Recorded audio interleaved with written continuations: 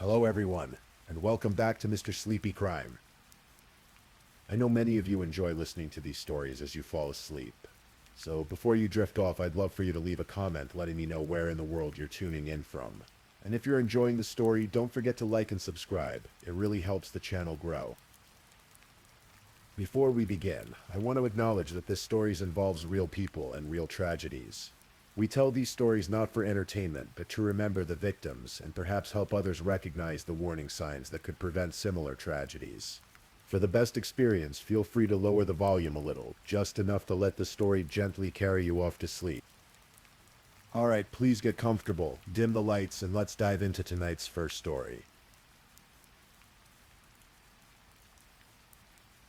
Sometimes the most ordinary nights turn into mysteries that haunt us for years. This is the story of Christy Wilson, a young woman whose life was cut short on what should have been just another evening out. It's a tale of a determined mother, relentless investigators, and a secret that would remain buried for 15 years. The evening of October 4th, 2005 started like any other Tuesday for Christy Wilson. At 27 years old, Christy was in a transitional phase of her life. She had recently moved from San Jose to stay with her boyfriend, Danny Berlando, in his apartment in Sacramento. Christy was between jobs, but had promising prospects ahead. Just that week, she'd been talking excitedly to friends about a job interview coming up in San Francisco. She'd already received an offer and was looking forward to a fresh start. Christy had always been driven. Her mother, Debbie Boyd, remembered her as a standout student and athlete growing up in San Jose.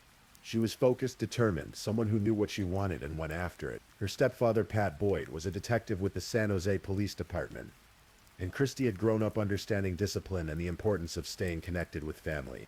That Tuesday evening, Christy told Danny she was driving to Sacramento to collect the last of her belongings from storage.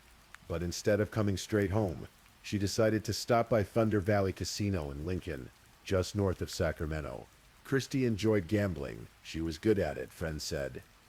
It was her way of unwinding, of having a little fun when life felt heavy. Around 7 o'clock that evening, Christy walked through the bright, noisy entrance of Thunder Valley Casino.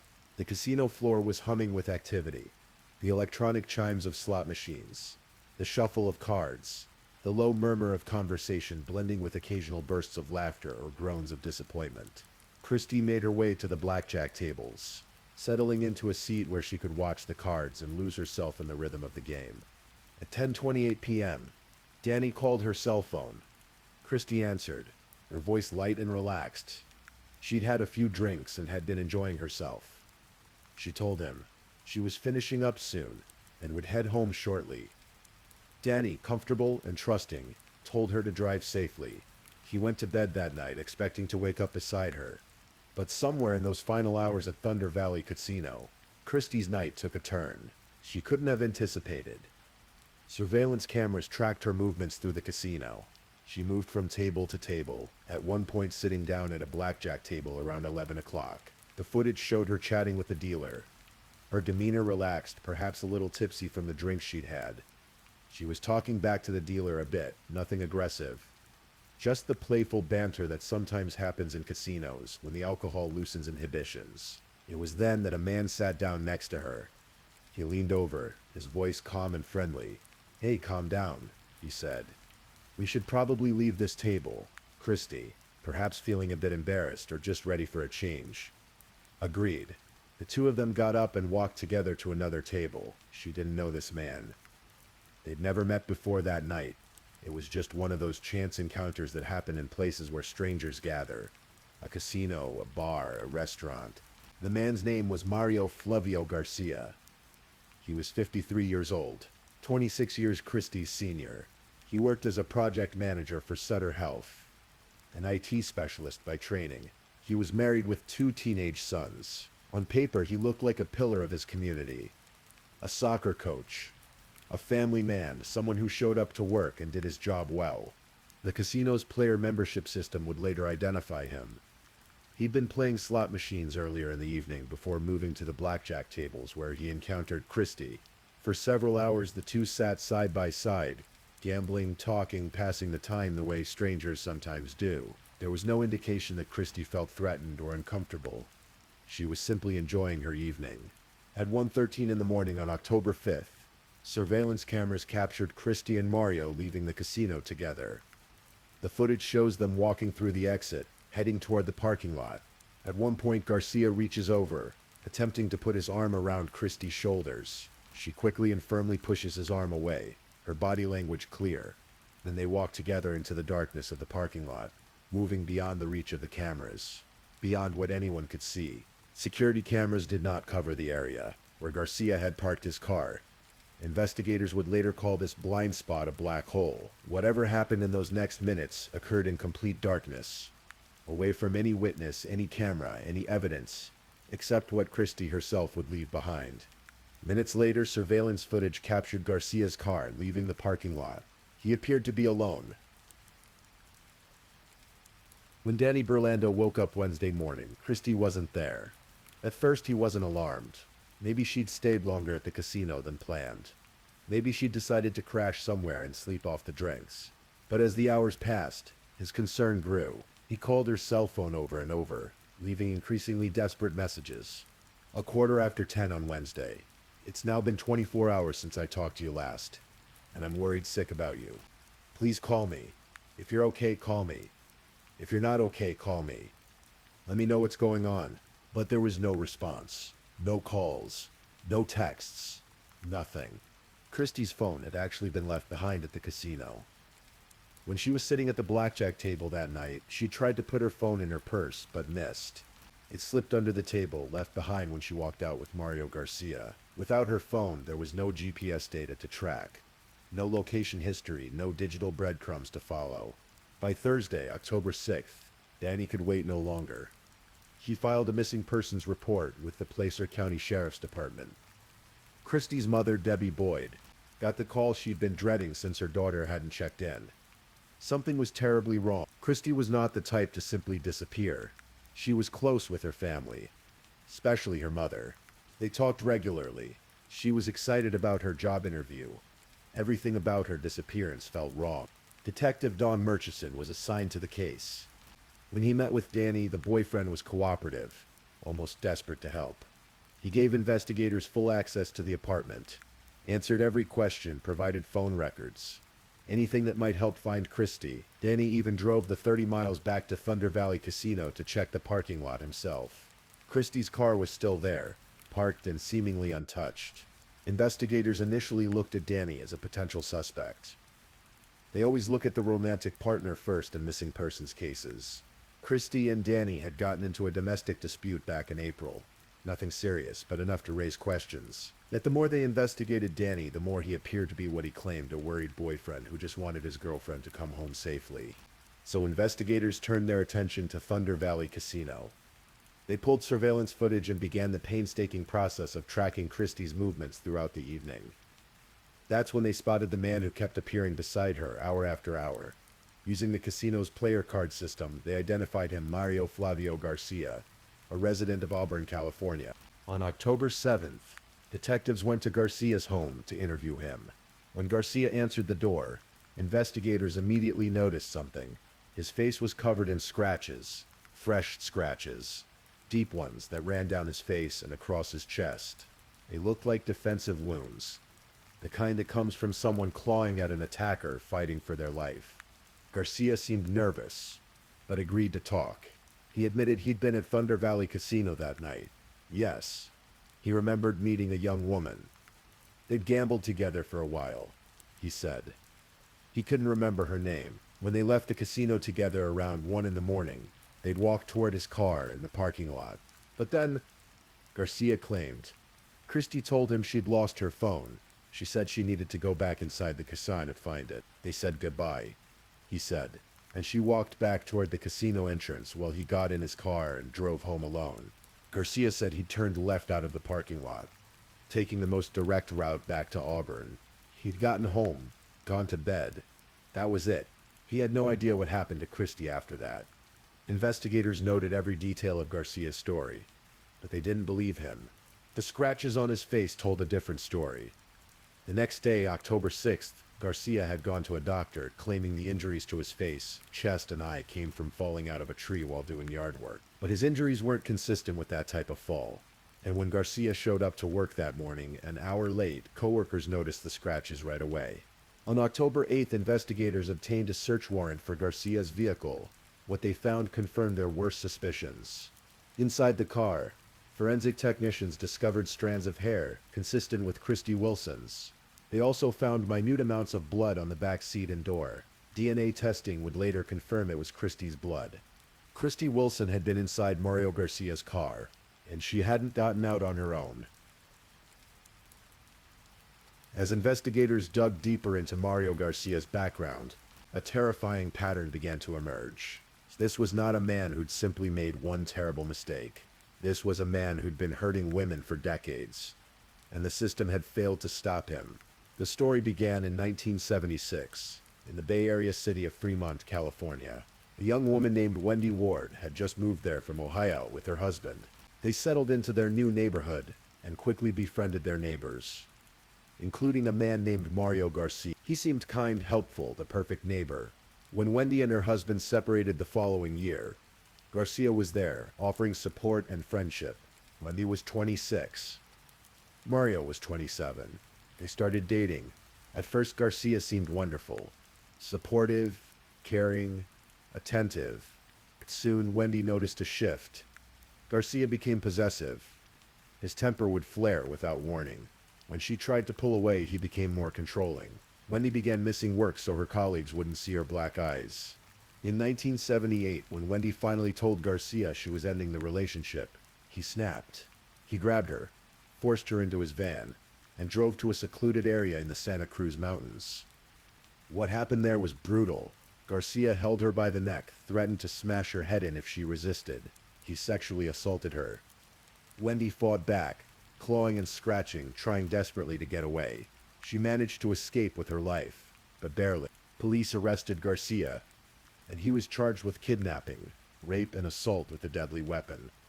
But then months later in January 1979, Garcia came back for Wendy.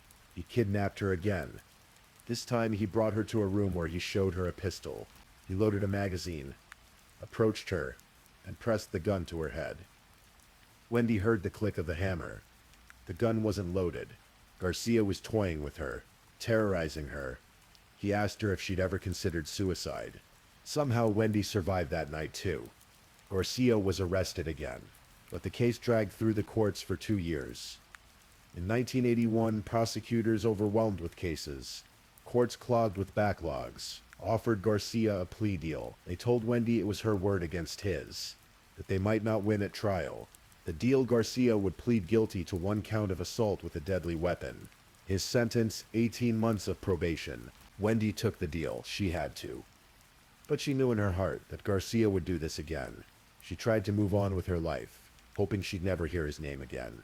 But while Garcia was out on bail in 1979, waiting for his case to be resolved, he met a woman named Lynette Smith. She was 33 years old, vivacious and athletic, known for her love of dancing. Lynette worked as a legal secretary on Garcia's defense team. Garcia told her that Wendy Ward was unstable, that she'd fabricated the charges against him. Lynette believed him. They started dating. They moved in together. And then the abuse began. The same pattern Wendy had endured. The physical violence, the control, the terror. On one occasion, the abuse was so severe that Lynette had to be hospitalized. Her brother, Tom Davis, watched helplessly as his sister fell into the same nightmare Wendy had escaped. By the end of 1979, Lynette had reached her breaking point. She called her mother, Violet Davis, in Ohio and begged her to fly out to California. She needed support to end the relationship with Garcia. Her mother came. On Christmas Eve, December 24th, 1979, Garcia suggested they all go out for dinner, as a way of getting closure. Lynette, her mother, Violet, and Garcia drove from Hayward to a restaurant in San Francisco in Lynette's beige 4-door sedan. After dinner, they began the drive back home. Eyewitnesses on Doolittle Road near Oakland International Airport reported seeing a car suddenly accelerate to 90 miles per hour. It crossed 2 lanes of traffic and plunged into the Oakland estuary. Multiple motorists watched in horror as the car sank into the water. Mario Garcia emerged from the roof of the car. Witnesses said he climbed out and waited on top of the vehicle until it completely disappeared beneath the surface. Then he swam calmly toward shore. Lynette Smith and her mother Violet Davis drowned in that car. Oakland police investigated the incident. Garcia's story kept changing. He gave conflicting accounts about where he was sitting in the car, about what happened in those final moments. Lynette's brother Tom told police that his sister was an excellent swimmer. The idea that she couldn't escape that car made no sense. But there was no physical evidence to prove Garcia had been driving. No way to demonstrate that this wasn't just a tragic accident. The case went cold. Officially, it remains unsolved to this day. Wendy Ward found out about Lynette's death through a heartbreaking coincidence. Tom Davis was an old friend from Ohio. When Wendy reconnected with him and asked about his sister, Tom told her Lynette had died in a car accident. The man involved? Mario Garcia. Wendy felt sick. She knew, deep in her soul, that Garcia had been behind that wheel, that he'd murdered Lynette and her mother just like he'd tried to murder her. But Garcia walked away. Again. He eventually married a woman named Jean. They had 2 sons together. Garcia got a job in IT, worked his way up to project manager at Sutter Health. He coached soccer. His neighbors and co-workers thought he was a great guy, a devoted father, an upstanding member of the community. No one knew about the dead women in his past. No one knew about the darkness he carried inside him. Until October 5th, 2005, when that darkness consumed Christy Wilson. On October 27th, 2005, 3 weeks after Christy disappeared, the Placer County District Attorney's Office made an unprecedented decision. They charged Mario Garcia with the murder of Christy Wilson, even though her body had not been found. This was Placer County's first no-body homicide case. It was a massive risk. Without a body, without a definitive crime scene, could they prove beyond a reasonable doubt that Christy was dead and that Garcia had killed her? The evidence was circumstantial. Christy's hair and blood in Garcia's car, his scratches on his face, his shifting stories, his violent past. Would it be enough? For Debbie Boyd, Christy's mother, the arrest brought both relief and terror. She was glad Garcia was in custody, unable to hurt anyone else. But she was terrified that he might get away with it, that the case would fall apart, that her daughter's killer would walk free. The thought of him getting off on this case once again scares the living daylights out of me for every woman, Debbie said. Debbie Boyd was 5'1", blonde, soft-spoken. But beneath that gentle exterior was a mother's fierce determination. From the moment Christy disappeared, Debbie made a vow she would not rest until she found out what happened to her daughter, until she brought Christy home. I want my daughter back, and I want her back now, Debbie told reporters in those early days. I may be 5'1" and blonde, but they just met a barracuda, and the fight's on. The trial began on September 11, 2006, almost a year after Christy's disappearance. For 2 months, the prosecution presented their case to the jury. 90 witnesses testified. The surveillance footage from the casino was shown, again and again. Christy and Garcia leaving together, Garcia trying to put his arm around her, Christy pushing him away. Garcia's car leaving the parking lot, apparently empty. Karen Horst, the deputy district attorney prosecuting the case, laid out what he believed happened. She went out of the casino with the defendant. At some point in the vehicle in the casino parking lot, he incapacitated her. He was probably putting her in the back seat so that when he drove away, nobody could see. Forensic experts testified about the blood and hair found in Garcia's car. Christy's DNA was there. She had been in that vehicle. Medical experts examined the scratches on Garcia's face and chest. They were consistent with defensive wounds, the kind that comes from fingernails clawing at an attacker. Wendy Ward took the stand. She told the jury about what Garcia had done to her 27 years earlier. The kidnapping, the rape, the gun to her head. She described how Garcia had terrorized her, how she'd barely escaped with her life. She looked directly at Mario Garcia and told her truth. Tom Davis testified about his sister Lynette and what happened on that Christmas Eve in 1979. About how his sister and mother had drowned in a car with Mario Garcia behind the wheel. Garcia's defense attorney argued that there wasn't enough evidence to convict, that without a body, there was no proof Christy was even dead. Maybe she'd run away. Maybe she was alive somewhere. But the jury didn't buy it. They saw the pattern. They saw the violence that had followed Mario Garcia throughout his life. They saw a man who hurt women, who controlled them, who killed them when they tried to leave. On November 29, 2006, after deliberating, the jury returned their verdict, guilty of first-degree murder. In the courtroom, Christie's family wept. Debbie Boyd felt a wave of relief wash over her. But it was incomplete. They had justice. Yes. Garcia would go to prison, but Christie was still out there somewhere. Her body was still hidden, still lost. On January 11, 2007, Mario Garcia stood before the judge for sentencing. Debbie Boyd hoped that Garcia might finally tell them where Christie was, that he might trade the location of her body for a reduced sentence. But when it was Garcia's turn to speak, he was cold and defiant. I suppose that at this hearing, I'm supposed to ask for mercy, for forgiveness, and to show remorse, Garcia said. However, I will not do such thing. I did not kill Christie Wilson. I am innocent. Mario Garcia was sentenced to 59 years to life in prison. He was taken away to serve his sentence at the R.J. Donovan Correctional Facility, near San Diego. His wife, Jean, and his 2 sons severed all ties with him after the conviction, and Christie Wilson remained missing. The years passed slowly for Debbie Boyd. Every night before bed, she wondered the same thing. Where is my daughter? Where did Mario Garcia put her? Investigators Don Murchison and Nuno Tavares refused to give up. They'd been on the case from the beginning, and they were determined to find Christie and bring her home to her family. They searched abandoned mines. They looked in fields and forests. They even searched through sewage-filled septic tanks. Every lead, every tip, every possibility. They followed it all. But Northern California is vast. The Sierra Nevada mountains offer countless places to hide a body. Rivers, lakes, forests, ravines. Christie could be anywhere. In 2017, Debbie Boyd made a painful decision. She reached out to Mario Garcia. In a television interview, she called him a lost soul, and hinted that she'd be willing to sit down and talk with him. She wanted Christie back so desperately that she was willing to negotiate with her daughter's murderer. Her appeal worked.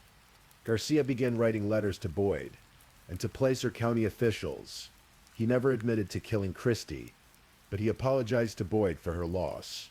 In one letter, Garcia hinted that he might be willing to trade information for an early release from prison. I would give anything if I could go home to die surrounded by my family, he wrote. For a moment, it seemed like Debbie might finally get her answer. But as she thought about it, she realized she couldn't do it. She couldn't let Garcia use her daughter's body as a bargaining chip. She couldn't give him what he wanted. Freedom when he'd taken everything from Christie. This would be such a disgrace, Debbie said. He will not use my daughter's body as a bargaining chip. So the search continued. More years passed. 2017 became 2018. Then 2019. 15 years since Christie had disappeared. 15 years of searching. 15 years of not knowing. Then, in 2019, investigators Murchison and Tavares decided to try something different. They contacted Garcia's 2 sons, who had been teenagers back in 2005.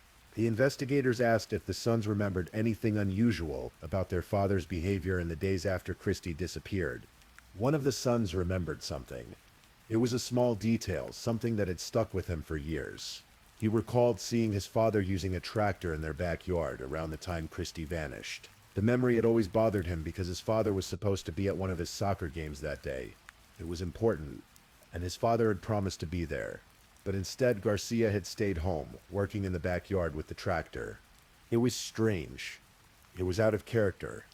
And it had happened at exactly the same time Christie Wilson disappeared. Murchison and Tavares looked at each other. Garcia's former home in Auburn. The property was large, 4.5 acres. Could it be? The house had been sold years ago. New owners lived there now, but when investigators approached them and explained the situation, the homeowners agreed to let them search the property. In August 2020, nearly 15 years after Christie disappeared, a team of investigators arrived at the Auburn property with ground-penetrating radar equipment. They began scanning the vast yard, section by section, looking for any anomaly in the soil, any disturbance that might indicate something or someone had been buried there. The radar picked up several areas of interest. The team began excavating, carefully digging in each location. The first hole yielded nothing. The second hole, nothing. At the third location, just 100 yards from the house where Garcia had lived with his wife and sons, an investigator saw something, a bone, poking up from the earth. They'd found her. Over the following hours, investigators carefully excavated the area. They recovered skeletal remains, nearly a complete skeleton. The remains were brought to the Placer County morgue for examination. Dental records confirmed what everyone already knew. It was Christy Wilson. She'd been there all along, buried in the backyard of Garcia's home while his family lived their lives. While his sons played soccer and did homework, while Garcia went to work and coached and pretended to be a normal man, Christy had been right there. An autopsy revealed that Christy had suffered a broken nose and a broken hand injuries consistent with a struggle, with her fighting desperately for her life. But after 15 years, her remains were too decomposed to determine an exact cause of death. On August 24, 2020, the Placer County Sheriff's Office held a press conference to announce that Christy Wilson had been found. Debbie Boyd stood before the cameras, her voice shaking with emotion. "I'm very, very grateful," she said. She thanked the investigators who'd never given up, who'd searched for 15 years to bring her daughter home. After so long, so many nights of wondering, so many prayers, so many tears, Christy could finally rest. Christy's family had her remains cremated. They visited a pier in Capitola where they'd placed a memorial plaque years earlier, a place Christy had loved to go. They scattered some of her ashes there, letting her be part of the ocean, the waves, the endless horizon. Debbie Boyd said that finally knowing where Christy was, finally having her home, allowed the family to grieve in a way they couldn't before. The wondering had been unbearable. Now at least they had closure. Not the closure they wanted. Christy should have been alive, should have had a family of her own, should have grown old, but closure nonetheless. Mario Garcia died on December 24th, 2020, just 4 months after Christy's body was found. He died of pneumonia on Christmas Eve, exactly 41 years to the day after Lynette Smith and Violet Davis drowned in that car in Oakland. He died without ever admitting what he'd done, without ever showing remorse, without ever explaining why. In the end, Christy Wilson helped solve her own murder. Scratches she left on Mario Garcia's face and body in those final moments of her life became crucial evidence. Her DNA in his car proved she'd been there, and even 15 years later, her bones confirmed what everyone already knew. Mario Garcia was a killer. Detective Don Murchison, who worked the case from the beginning, reflected on the long search. "We wanted to find her to show Mario, you're not going to win. We're going to find her and bring her home to the family." We never gave up on trying to find Christy. We looked for her for 15 years. Her family certainly never gave up. They trusted us with the most precious thing they had in their lives, which was their daughter. Debbie Boyd's determination, her refusal to let Garcia bargain with her daughter's body, her 15-year fight to bring Christy home, it became a testament to a mother's love, to the unbreakable bond between parent and child, a bond that not even death could sever. Christy Wilson was 27 years old when she died. She was at the beginning of her adult life, full of potential and promise. She'd overcome challenges, earned a job offer in San Francisco, was ready for a fresh start. She'd gone to a casino for a few hours of fun to gamble and unwind, to enjoy herself after a stressful period in her life. She didn't deserve what happened to her. No one does. Her story reminds us that evil often wears a friendly face, that monsters can be neighbors, co-workers, the coach of your child's soccer team, that systems sometimes fail, allowing dangerous people to hurt again and again, that justice, when it comes, can take years or decades to arrive. But it also reminds us of the power of perseverance, of mothers who refuse to give up, of investigators who work a case for 15 years because they made a promise, of families who hold on to hope, even when it seems like there's none left to hold on to. Rest peacefully, Christy Wilson. Your mother brought you home. Your memory endures, and Mario Garcia, the man who thought he'd buried his secret forever, died knowing that his last victim had been found, that his carefully constructed lies had crumbled, that he'd been exposed for exactly what he was. In the end, Christy won. She fought back. She left her mark. She made sure the truth would eventually come to light. And that perhaps is the most important part of her story to remember. If this is your first time listening to one of our true crime stories, welcome to Mr. Sleepy Crime, where we explore these cases in a calm and respectful way. I also want to take a moment to appreciate my amazing subscribers who've been rocking with me. Thank you so much for your continued support. If you're still awake and listening, don't forget to drop a comment. Let me know where you're tuning in from and the current time in your corner of the world. Or just say something to let me know you're still here. And if you haven't already, be sure to like this video and subscribe so you don't miss our next true crime stories for sleep. Now let's move on to our second story. Story 2. Tonight we're traveling to the quiet coastal community of West Mersey, a small island town in Essex, England. This is a place where neighbors know each other by name, where local carnivals bring the community together, and where trust runs deep through the fabric of everyday life. But sometimes the most ordinary places hide the most extraordinary darkness. This is the story of Carol and Stephen Baxter, a successful couple in their 60s who built a comfortable life together. And this is also the story of Luke DeWitt, a young man who presented himself as helpful and kind, but who harbored something far more sinister beneath his quiet exterior. What unfolded over nearly a decade remains one of the most complex and disturbing cases ever investigated by Essex police. So, as we settle in, let me tell you about a crime that shocked an entire nation. West Mersey is the kind of place people dream of retiring to. Located on an island connected to mainland Essex by a causeway, it offers stunning views of the Blackwater estuary, charming seafood restaurants, and a tight-knit community where everyone seems to know everyone else. The island has a population of around 7,000 people, and crime is rare here. It's peaceful, safe, or at least it was supposed to be. Carol and Stephen Baxter embodied the island dream. Carol, 64 years old, was a warm and generous woman with an infectious laugh. Stephen, 61, was her devoted husband and business partner. Together, they ran a successful company called Casplash, which manufactured and sold curved bath mats designed specifically for shower and bath safety.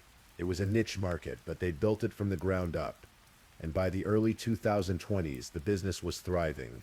The couple had been married since 2000, and their relationship was one of genuine partnership.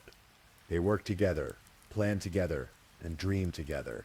They had 2 children, a daughter named Ellie, and a son named Harry. As their children grew up and moved out to start their own lives, Carol and Stephen found themselves entering that golden phase of life where they could finally enjoy the fruits of their labor. They were looking forward to spending more time with their grandchildren, planning holidays, maybe even downsizing to a more manageable home.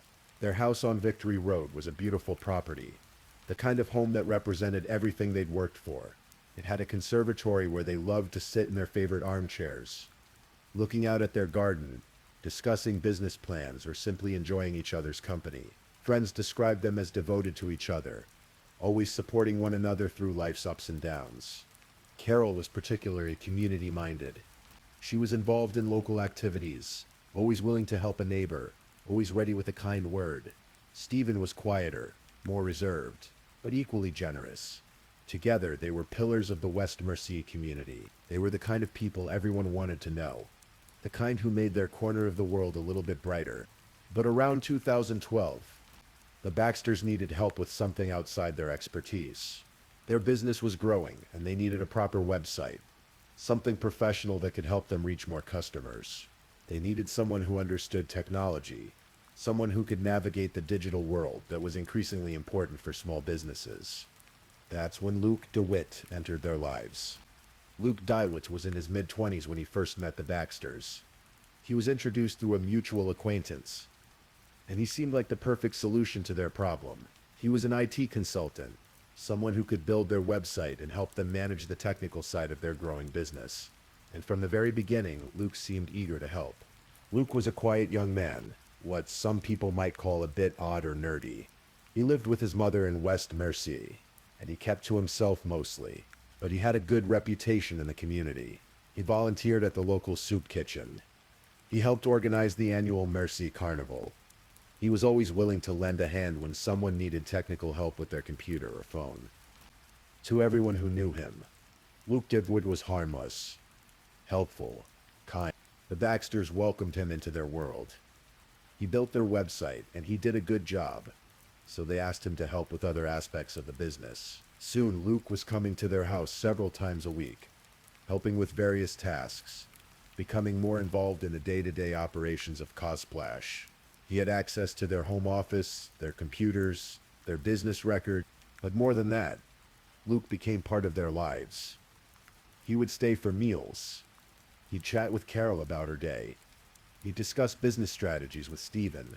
According to their daughter Ellie, Carol and Stephen started to see Luke as almost like a third child. They felt sorry for him, this quiet young man who seemed lonely. When Luke's father died, they made even more of an effort to include him, to make sure he felt supported and cared for. They just decided he was lonely, Ellie would later recall. They took him under their wing and would let him join in.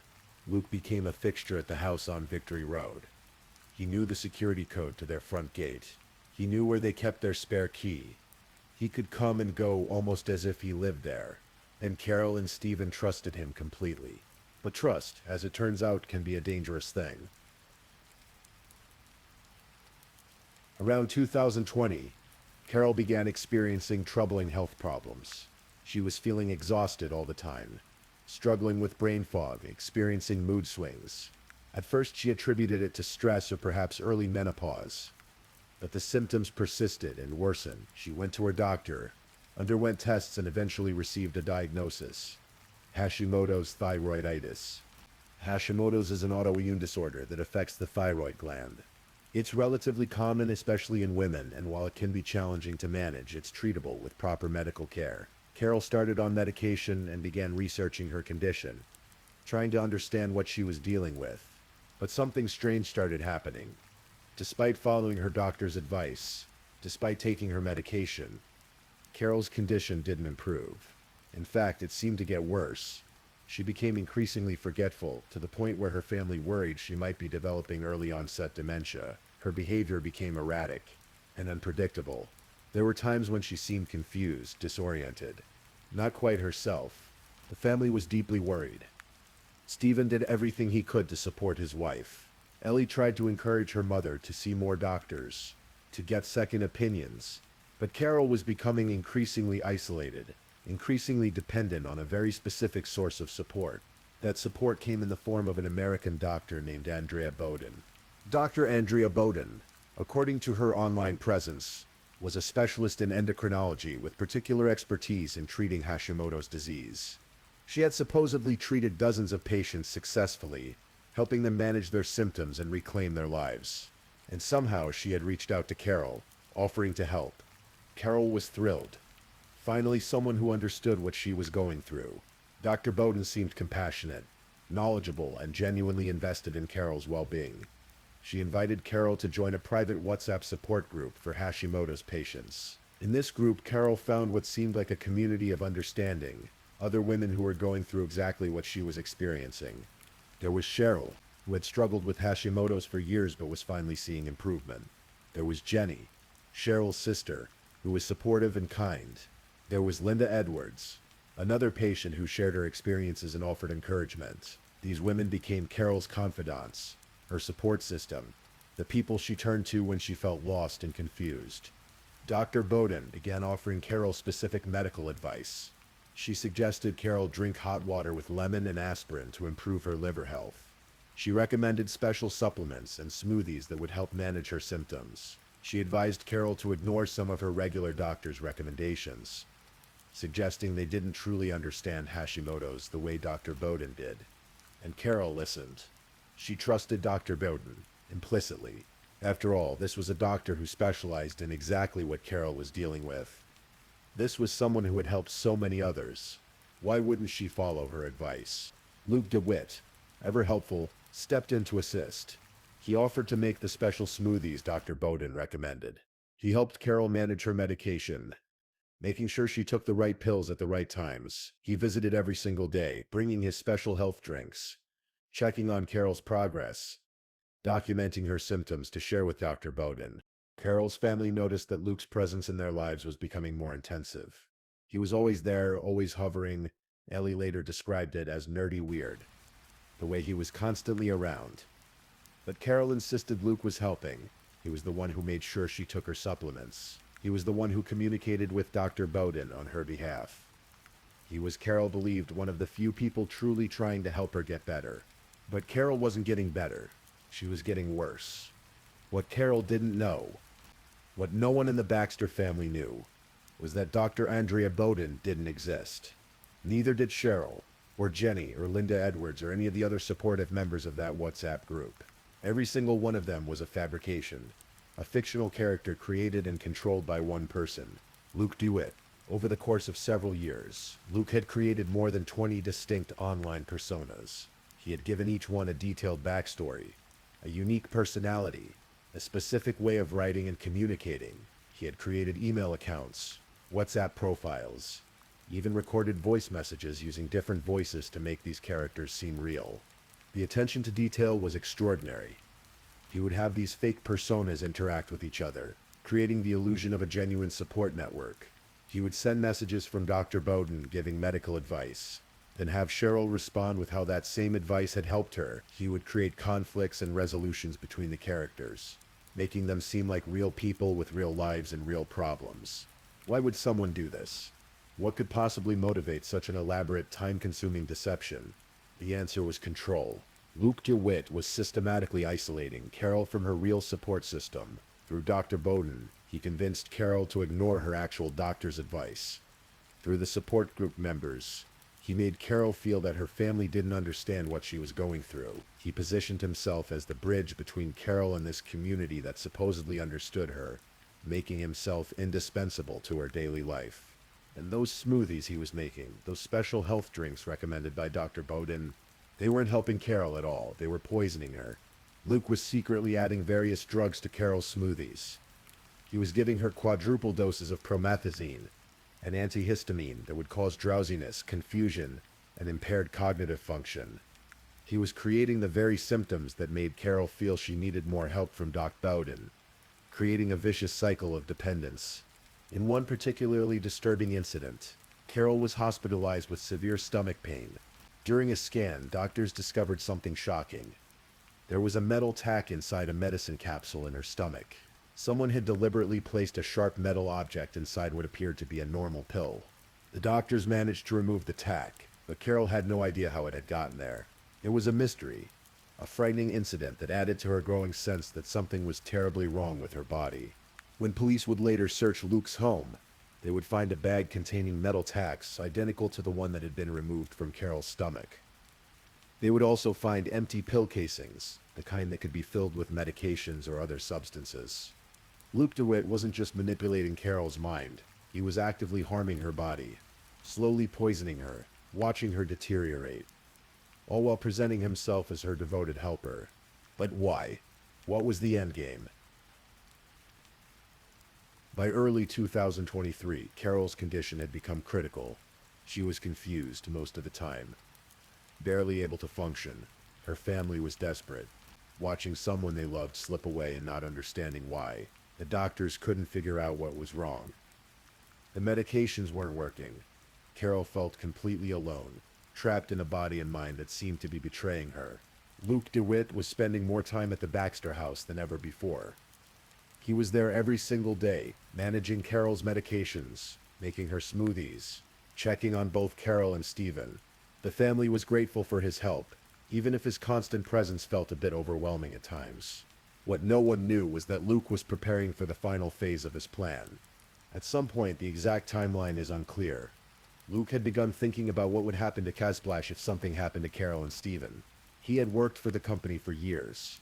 He knew the business inside and out. He had helped build their digital presence, managed their website, assisted with technical aspects of operations. In his mind, he deserved a stake in the company. But Carol and Stephen had their own plans for their business. They had created a will, properly drawn up by solicitors, that left everything to their children, Ellie and Harry. This was their legacy, something they wanted to pass on to the next generation. Luke decided to change that. Through one of his fake personas, a solicitor named Martin Ellison, Luke began planting seeds about the importance of updating wills, of making sure business succession plans were in place. He created a new document, one that looked official and legitimate, that designated Luke DeWitt as a director and person with significant control of Casplash. According to this false will, if anything happened to Carol and Stephen, Ellie would inherit the business, but Luke would be named director. And when Ellie turned 30, Luke would automatically receive 50% ownership of the company. Moreover, Ellie would have no authority to remove him from his position. It was an audacious plan. It was also, Luke believed, foolproof. After all, he had spent years building trust with this family. He was like a son to them. Why would anyone question a will that provided for their devoted friend and employee? But a new will wasn't enough. For Luke's plan to work, Carol and Stephen Baxter needed to die, and Luke DeWitt had already decided exactly how that would happen. The spring of 2023 arrived wet and cold in West Mercy. Easter fell early that year, with Good Friday landing on April 7th. It should have been a time of renewal, of family gatherings, of hope. Instead, it would mark the beginning of the end for Carol and Stephen Baxter. Luke DeWitt arrived at the Baxter house on the morning of Good Friday at 10:20 a.m. He came bearing his usual items: smoothies for Carol, medications to help manage her symptoms, his laptop in case any technical work needed to be done. To anyone watching, it was just another normal visit from the helpful young man who had become such a fixture in the Baxters' lives. But this visit was different. The smoothies Luke brought that morning contained something new, something deadly: fentanyl. Fentanyl is a synthetic opioid used in medical settings to treat severe pain. It's incredibly potent, up to 50 times stronger than heroin and 100 times stronger than morphine. A tiny amount can be therapeutic when properly administered by medical professionals, but just slightly more can be fatal. Luke had obtained fentanyl patches, the kind that are prescribed for chronic pain management. He claimed they had belonged to his late father, though he would later change his story to say they belonged to his grandfather. However he obtained them, Luke had carefully extracted the fentanyl from the patches, crushed it into a powder, and mixed it into the special drinks he prepared for Carol and Stephen. The Baxters had no idea what they were consuming. They trusted Luke completely. When he handed them their smoothies that morning, telling them there was a special recipe that Dr. Bowden had recommended, they drank them without hesitation, and then Luke waited.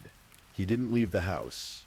He stayed there, his phone in his hand, watching, because Luke had taken one more precaution to ensure his plan would work. He had installed a mobile surveillance camera in the Baxters' conservatory, the room where they spent most of their time, sitting in their favorite armchairs.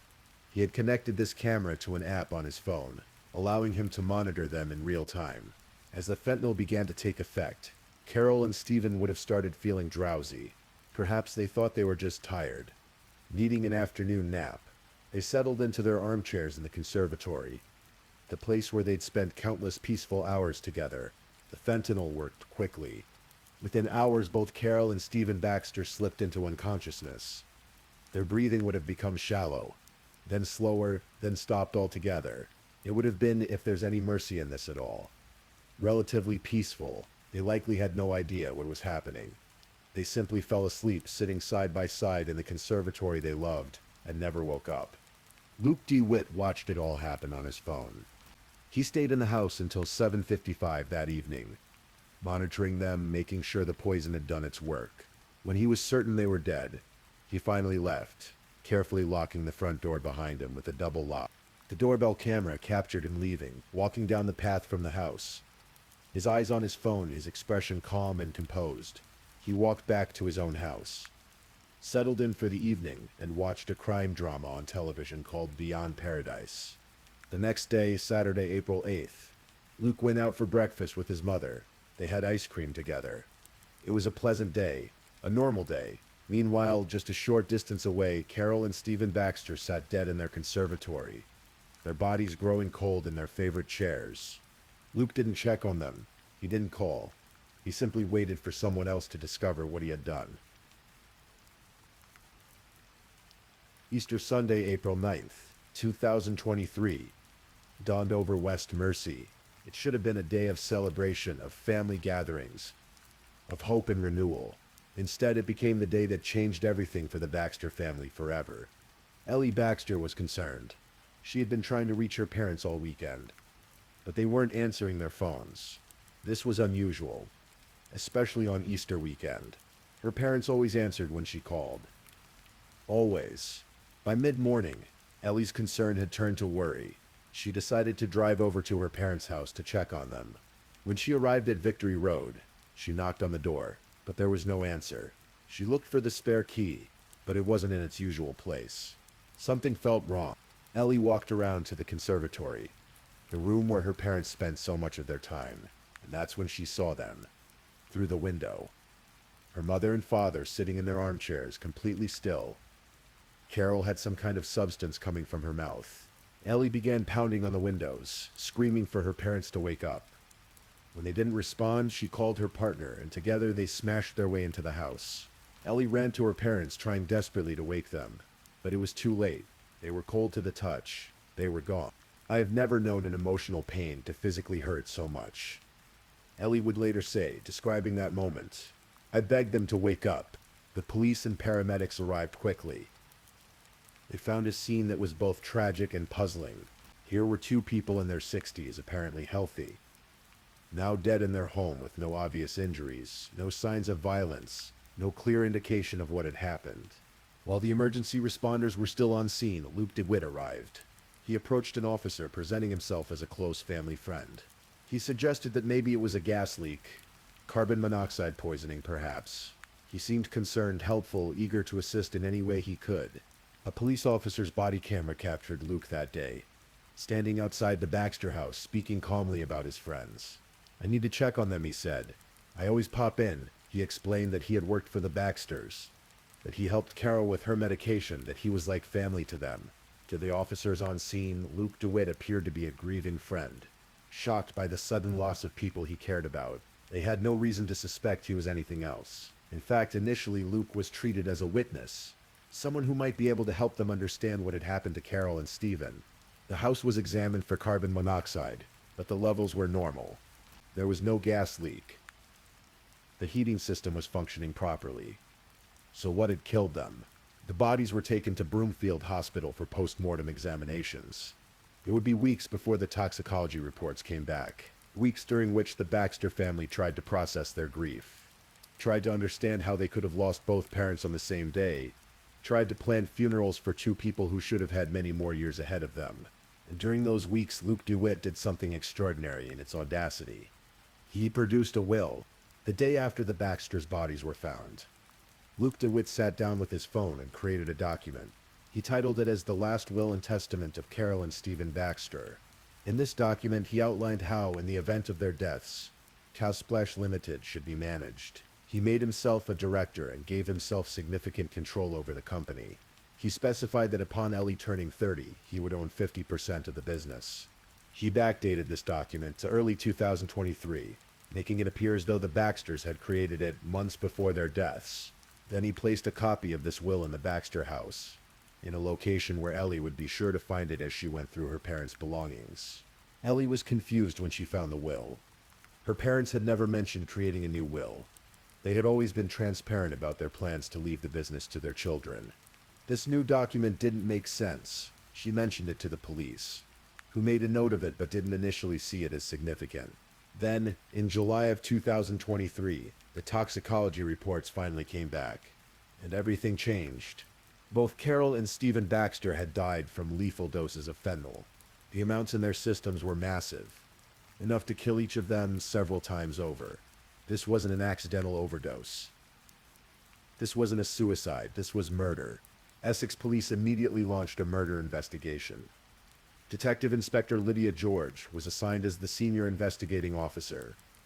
She assembled a team of detectives, digital forensics experts, and analysts to begin piecing together what had happened in that house on Victory Road. The investigation started with the basics. Who had access to the Baxters?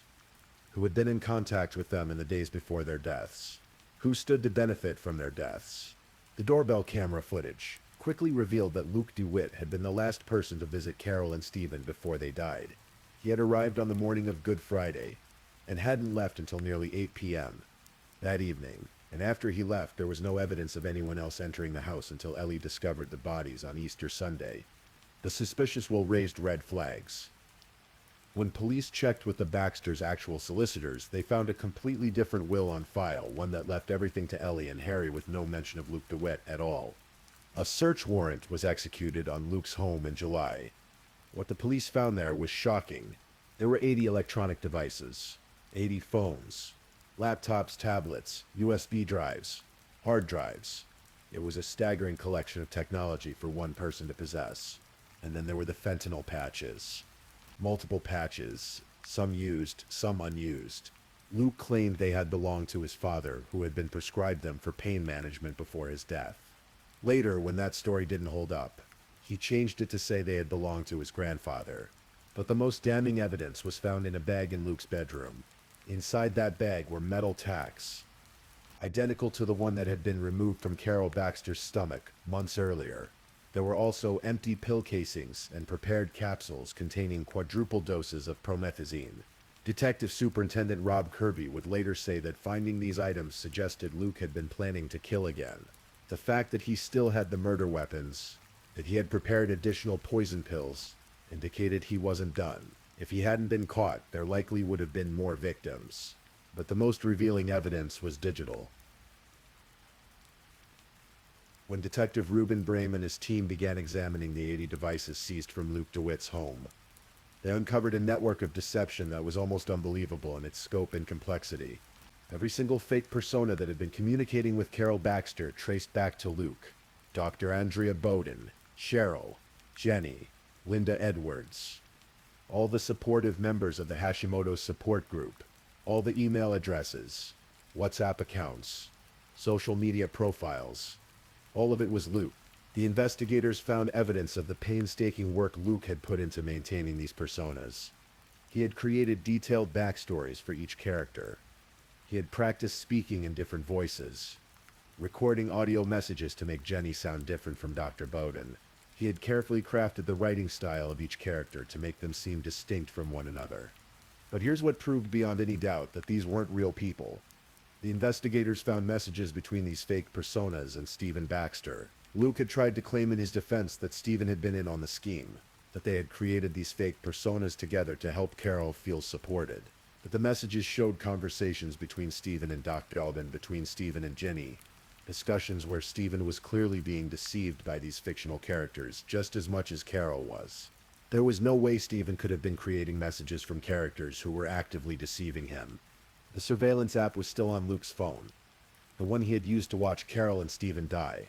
The digital forensics team was able to recover evidence that Luke had been monitoring the camera feed during the hours when the fentanyl was taking effect. They also found something particularly chilling. Luke had photos on his phone of Carol and Stephen dead in their armchairs. He had taken pictures of what he had done. The investigation also revealed the extent to which Luke had isolated Carol from her real support system. Through Dr. Bowden, he had convinced Carol that her actual doctors didn't understand Hashimoto's. Through the fake support group, he had made Carol feel that her family didn't understand what she was going through.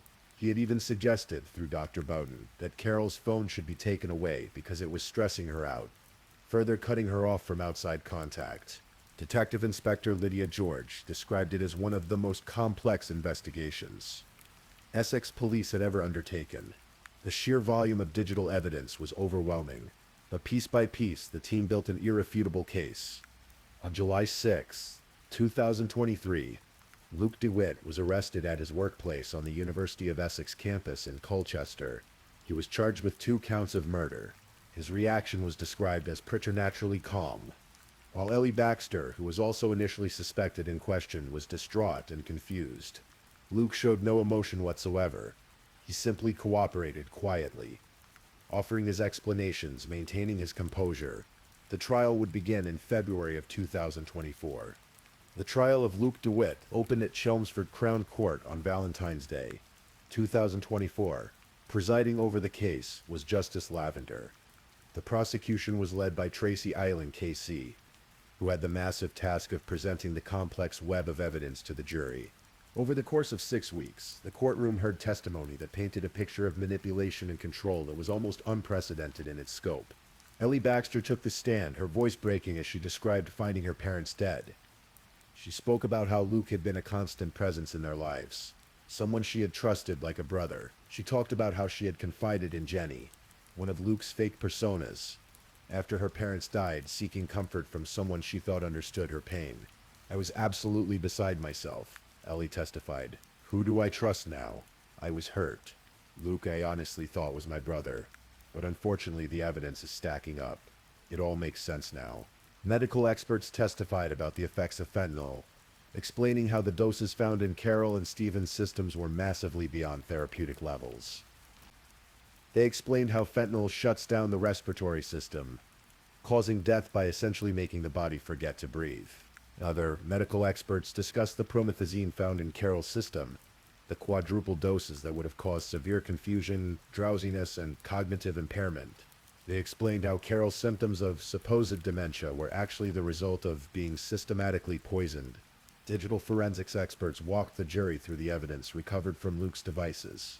They showed how every fake persona could be traced back to him. They demonstrated the surveillance app and explained how it had been used to monitor the Baxters as they died.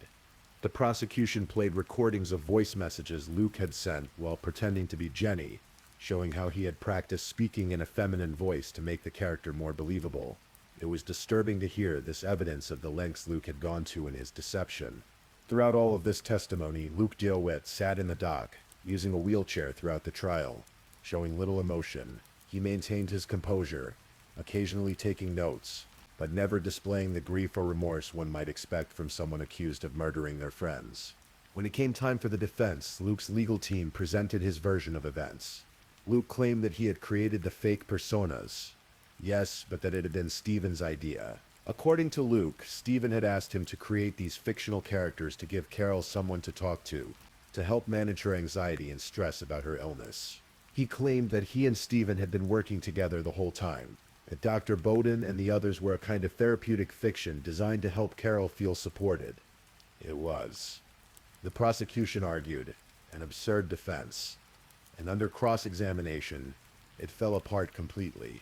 Tracy Eiling read aloud messages between the fictional characters and Stephen Baxter. She showed conversations where Stephen was clearly being manipulated by Dr. Bowden, where he was seeking advice for Carol from this fictional doctor, where he was worried and confused about the conflicting medical information he was receiving. There was no way Stephen could have been part of creating personas that were actively deceiving him. The jury deliberated for less than 2 days. On March 20th, 2024, they returned with their verdict, guilty on both counts of murder.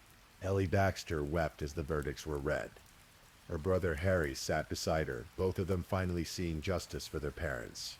Luke DeWitt showed no reaction, his expression remaining blank and calm.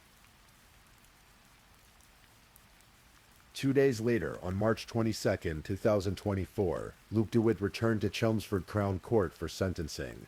Justice Lavender had the difficult task of determining what punishment fit crimes of such calculated cruelty. Before passing sentence, the judge addressed Luke directly, speaking about the nature of his crimes and what they revealed about his character. Justice Lavender spoke about the elaborate planning that had gone into the murders, the years of grooming and manipulation, the creation of more than 20 fake personas, the systematic poisoning of Carol, the surveillance camera set up to watch them die, the fake will created to profit from their deaths. Deciding whether another person lives or dies is the ultimate form of control, Justice Lavender said. He noted that while financial gain was certainly a motive, what seemed to drive Luke more than anything was this desire for control over the Baxters' lives and deaths. The judge described the crimes as macabre and based on a significant degree of planning. He spoke about how Luke had betrayed the trust of people who had welcomed him into their lives, who had treated him like family, who had tried to support him after his own father's death. Ellie Baxter read a victim impact statement to the court. Her words were powerful and heartbreaking. "My mom and dad are dead," she said. "But they didn't just die, they were taken from me and my young children. My mom lost her freedom, her will, her ability to function 2 years prior to her murder, due to her illness. An illness no one could help with or understand because it was contrived by Luke DeWitt." She described how her mother had felt so alone, how Carol had cried on her shoulder, how she had tried desperately to help but didn't understand that her mother was being poisoned. She spoke about finding her parents dead, about the physical pain of that emotional trauma. "Mom felt so alone and lost, and there was nothing I could do other than give her my shoulder to cry on and cuddle her," Ellie said through tears. Justice Lavender then pronounced sentence. Life imprisonment was mandatory for murder. The question was how long Luke would serve. before becoming eligible for parole. The prosecution had argued that the crimes were so serious, so heinous, that Luke should never be released. They suggested a whole life order, meaning Luke DeWitt would die in prison with no possibility of ever being freed. Justice Lavender determined that while the crimes were extraordinarily serious, they didn't quite meet the threshold for a whole life order. Instead, he sentenced Luke DeWitt to life in prison with a minimum term of 37 years before he could even be considered for parole. Luke DeWitt was 26 years old at the time of sentencing. He would be 63 before he could even apply for parole, older than his victims were when he killed them. And parole is far from guaranteed. The parole board would have to be convinced he was no longer a danger to society. Given the calculated nature of his crimes, that seems unlikely. As the sentence was read, Luke showed no emotion. He was led from the dock and taken into custody, beginning what would likely be the rest of his natural life behind bars. The case of Carol and Stephen Baxter raises profound questions about trust, manipulation, and the nature of evil itself. How could someone spend years pretending to care for people, only to methodically plan their murders? What kind of mind creates an entire fictional universe just to isolate and control another human being? Detective Superintendent Rob Kirby, who oversaw the investigation, called it one of the most complex and disturbing cases he had encountered in his career. The sheer effort Luke put into his deception, the hundreds of messages sent while pretending to be different people, the voice recordings, the careful construction of backstories, all of it suggested someone with an almost pathological need for control. Psychologists who reviewed the case noted characteristics consistent with narcissistic personality disorder, and possibly psychopathy. Luke showed no genuine empathy for his victims. He was able to watch them die with clinical detachment. He took photographs of their bodies. He went out for ice cream the next day. But perhaps most chilling was how normal he seemed. Luke DeWitt wasn't an obvious monster. He was quiet, helpful, community-minded. He volunteered at soup kitchens. He helped organize local events. His neighbors described him as polite and harmless. Even after his arrest, some people in West Mercy struggled to believe he could have done something so terrible. This is perhaps the most unsettling lesson of this case. Evil doesn't always announce itself. Sometimes it wears a friendly face. Sometimes it offers to help with your website, makes you smoothies, becomes like family. For Ellie Baxter and her brother Harry, the pain of losing their parents is compounded by the betrayal of someone they trusted. Luke wasn't just a family friend. He was someone they confided in, someone they grieved with after his own father's death, someone they considered almost like a brother. Our parents were good to him, Ellie said after the sentencing. They trusted him, and he repaid that trust by taking everything from us. The business their parents built, Casual Splash, continues to operate. Ellie has taken over management, determined to preserve her parents' legacy, but the joy has been stolen from it. Every day she runs the business, she's reminded of the person who tried to steal it, and who murdered her parents in the process. West Mercy, that quiet island community where everyone knows everyone, has been forever changed by this case. The sense of safety, of trust, has been shattered. People lock their doors more carefully now. They're more cautious about who they let into their homes, into their lives. Detective Inspector Lydia George reflected on what the investigation revealed about modern technology and its potential for abuse. The ability to create fake personas, to manipulate people through screens and devices, to maintain elaborate deceptions without ever being physically present. These are new dangers in our increasingly digital world. This case shows how technology can be weaponized, she said. Luke DeWitt used every tool available to him to isolate Carol, to make her dependent on him, to ultimately kill her and Stephen.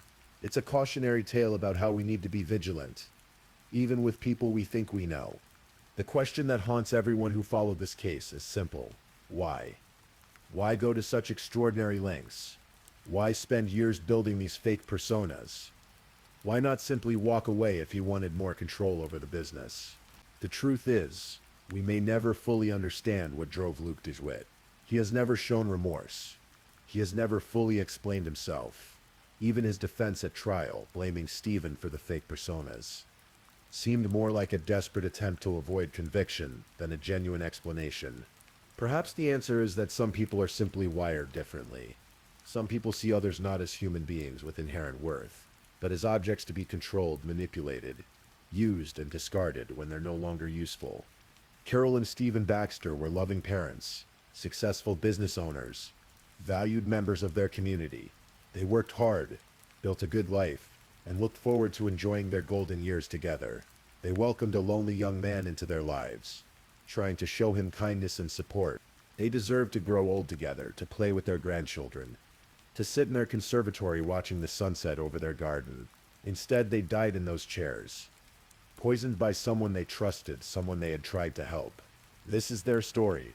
This is how their lives ended, and how justice was finally served. If you're listening to this as you fall asleep, let it be with the knowledge that cases like this are rare. Most people are good. Most acts of kindness are genuine. Most trust is rewarded with loyalty. But remember, Carol and Stephen. Remember that evil can hide behind a helpful smile. Remember that trust should be earned over time, not given freely to anyone who seems kind. And remember that even in the darkest cases, justice can prevail. The investigators who spent months piecing together this complex puzzle, the prosecutors who presented the evidence, the jury who saw through Luke DeWitt's lies, they all ensured that Carol and Stephen Baxter's deaths were not in vain. Their story has been told. Their memory is preserved. And Luke DeWitt will spend the rest of his life paying for what he did. Rest in peace, Carol and Stephen Baxter. You deserved so much better. Please, if you're still awake, drop a candle. I want to see who's still with me. Also, don't forget to tell me where you're listening from, the time in your corner of the world, and maybe share one thing you've learned from tonight's stories. Meanwhile, let's move on to our third story. Story 3. Some stories begin with promise and end in tragedy. Some lives shine so brightly that their sudden absence leaves an unfillable void.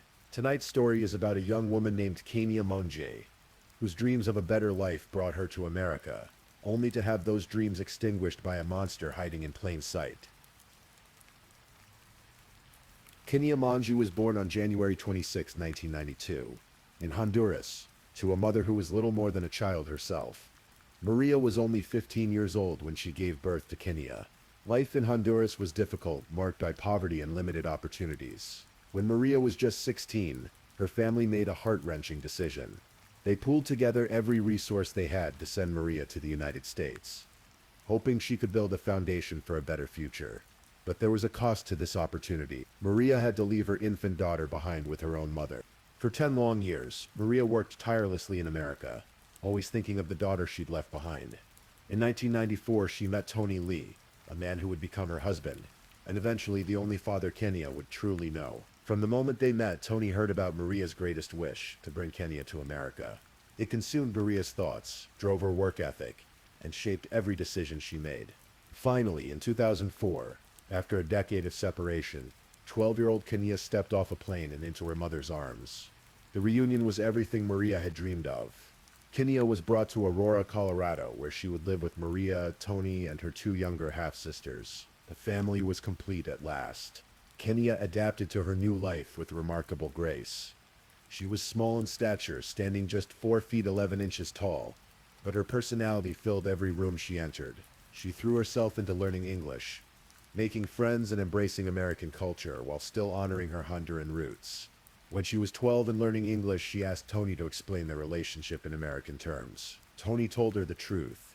"I am your stepfather and you are my stepdaughter." But Kania shook her head. "No," she told him firmly. "You are my father and I am your daughter." From that moment on, that's exactly what they were to each other. Kania loved the color pink. She adored Hello Kitty. She dreamed of a career in broadcasting and had enrolled in college to pursue that dream. She had a boyfriend named Leo, with whom she shared an apartment. She was building the life her mother had sacrificed so much to give her. Kania had graduated from high school in June 2010, and by the spring of 2011, she was a vibrant 19-year-old with her whole future ahead of her. March 31st, 2011 was a Thursday night. It was the kind of spring evening when winter's grip had finally loosened and young people felt the pull of downtown Denver's nightlife. Kania made plans to meet up with 2 friends at the 24K Lounge, a trendy nightclub in Denver's lower downtown district. known locally as Lodo. The area was popular with the young crowd, filled with bars, restaurants, and dance clubs packed tightly along historic streets. There was just one problem. Kenya, like many of her friends, was only 19. The legal drinking age in Colorado, as in all of America, was 21. But Kenya, like countless teenagers before and after her, had obtained a fake ID. It was a choice that seemed harmless at the time, a small rebellion that would allow her to enjoy nights out with her friends. She had no way of knowing how fatally consequential this decision would become. That Thursday night, Kenya met her friends at the 24K Lounge. They secured a table and settled in for an evening of dancing and socializing. The music was loud, the lights were dim and colorful, and the atmosphere was electric. For several hours, Kenya and her friends enjoyed themselves. Kenya was drinking, as were her friends, and as the night wore on, she became noticeably intoxicated. At some point in the evening, Kenya excused herself from the table to go to the bathroom. She left her purse behind. She left her cell phone. She left her keys. She simply stood up and walked away from the table, and she never came back. Her friends waited, assuming she'd return any moment. Perhaps she was in line for the bathroom. Perhaps she'd stopped to chat with someone. Minutes turned to half an hour. Half an hour became an hour. Eventually, confused and concerned, but not yet alarmed, her friends gathered Kenya's belongings and left the club. They assumed she must have met someone and left with them, as young people sometimes do. They had no way of knowing they would never see their friend alive again. When Kenya failed to return home that night, her boyfriend Leo became worried. He tried calling her repeatedly, but there was no answer.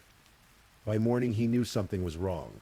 Leo contacted Kenya's sister Kim, and together they alerted Maria and Tony. The news hit the parents like a physical blow. Kenya might have been a typical teenager in many ways, but disappearing without a word was completely out of character. She always let someone know where she was. She always answered her phone. Tony and Maria immediately began searching. They called hospitals. They called the police. They retraced what they knew of Kenya's steps. When they met with Kenya's friends and retrieved her purse, phone, and keys, their fear crystallized into something colder and darker. What teenager leaves a club without their phone? Without their keys? Without their purse? Something terrible had happened to their daughter. Tony Lee was a methodical man, and in his desperation, he thought like an investigator. He began combing through Kenya's phone, looking for any clue, any breadcrumb that might lead him to his daughter. And then he found it. A text message that made his blood run cold. The message read, "Hey, this is Travis, the guy who gave you a ride last night. White creepy van. Did you get home okay?" The casual tone, the smiley face, the reference to a creepy van, said as if it were a joke. It all felt deeply wrong.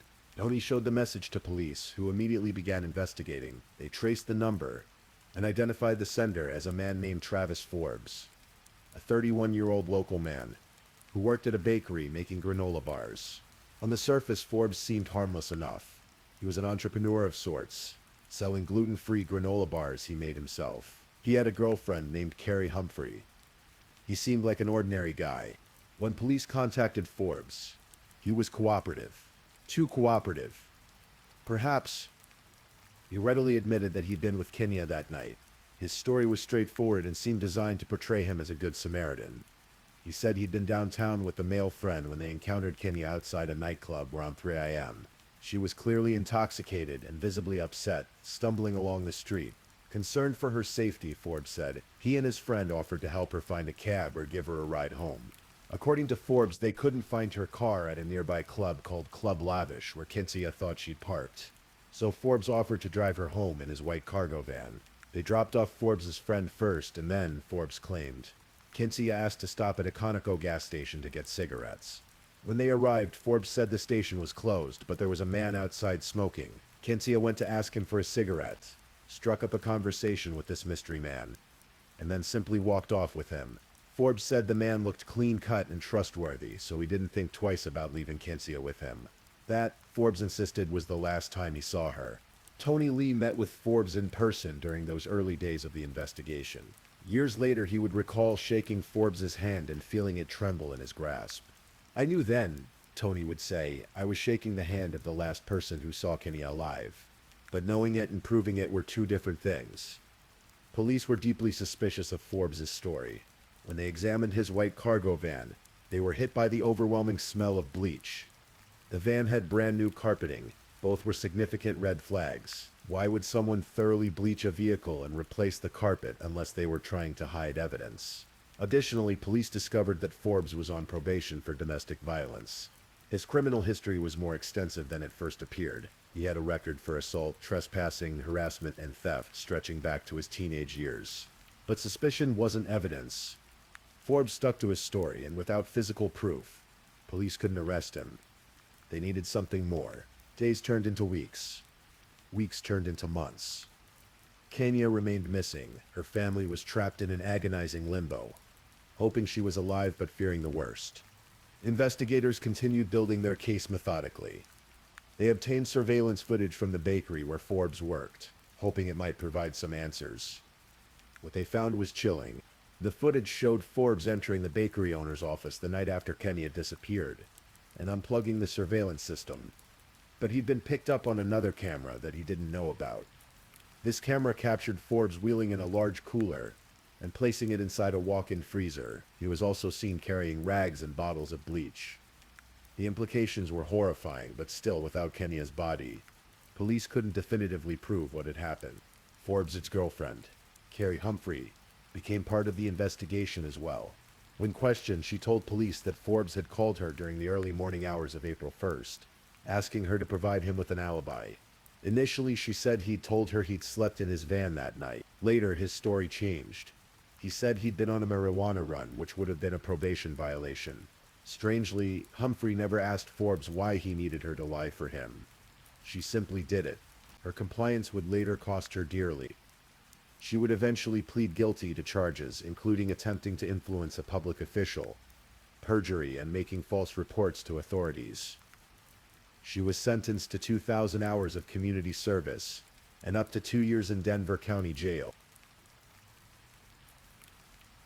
While police were building their case against Forbes, summer arrived in Colorado.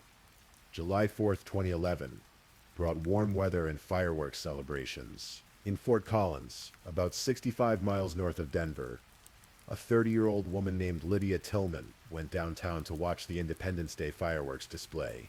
Lydia was an accomplished sommelier and world traveler, known for her warmth and adventurous spirit. After the fireworks, Lydia returned home to her apartment. Sometime in the early morning hours of July 5th, a stranger entered her apartment. What happened next was an act of such savage violence that it's difficult to comprehend. The intruder sexually assaulted Lydia. He beat her with such force that her jaw was shattered. He stomped on her body. He strangled her until she lost consciousness. And then, believing she was dead or would soon die, he attempted to destroy all evidence.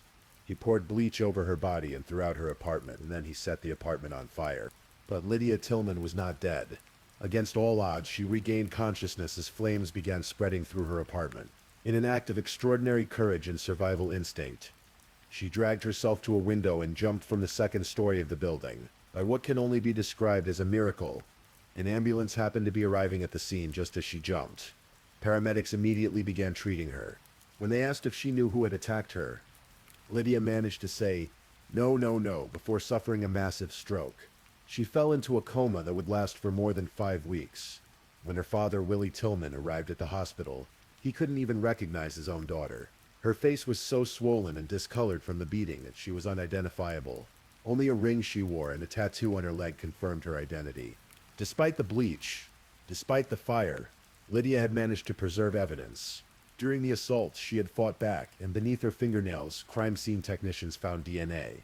When that DNA was analyzed, it came back with a match: Travis Forbes. On July 10th, 2011, Fort Collins police arrested Travis Forbes. Officers found him walking near the Colorado State University campus with another woman. When initially stopped, Forbes gave a false name, claiming to be Travis Kennedy. The pattern was unmistakable.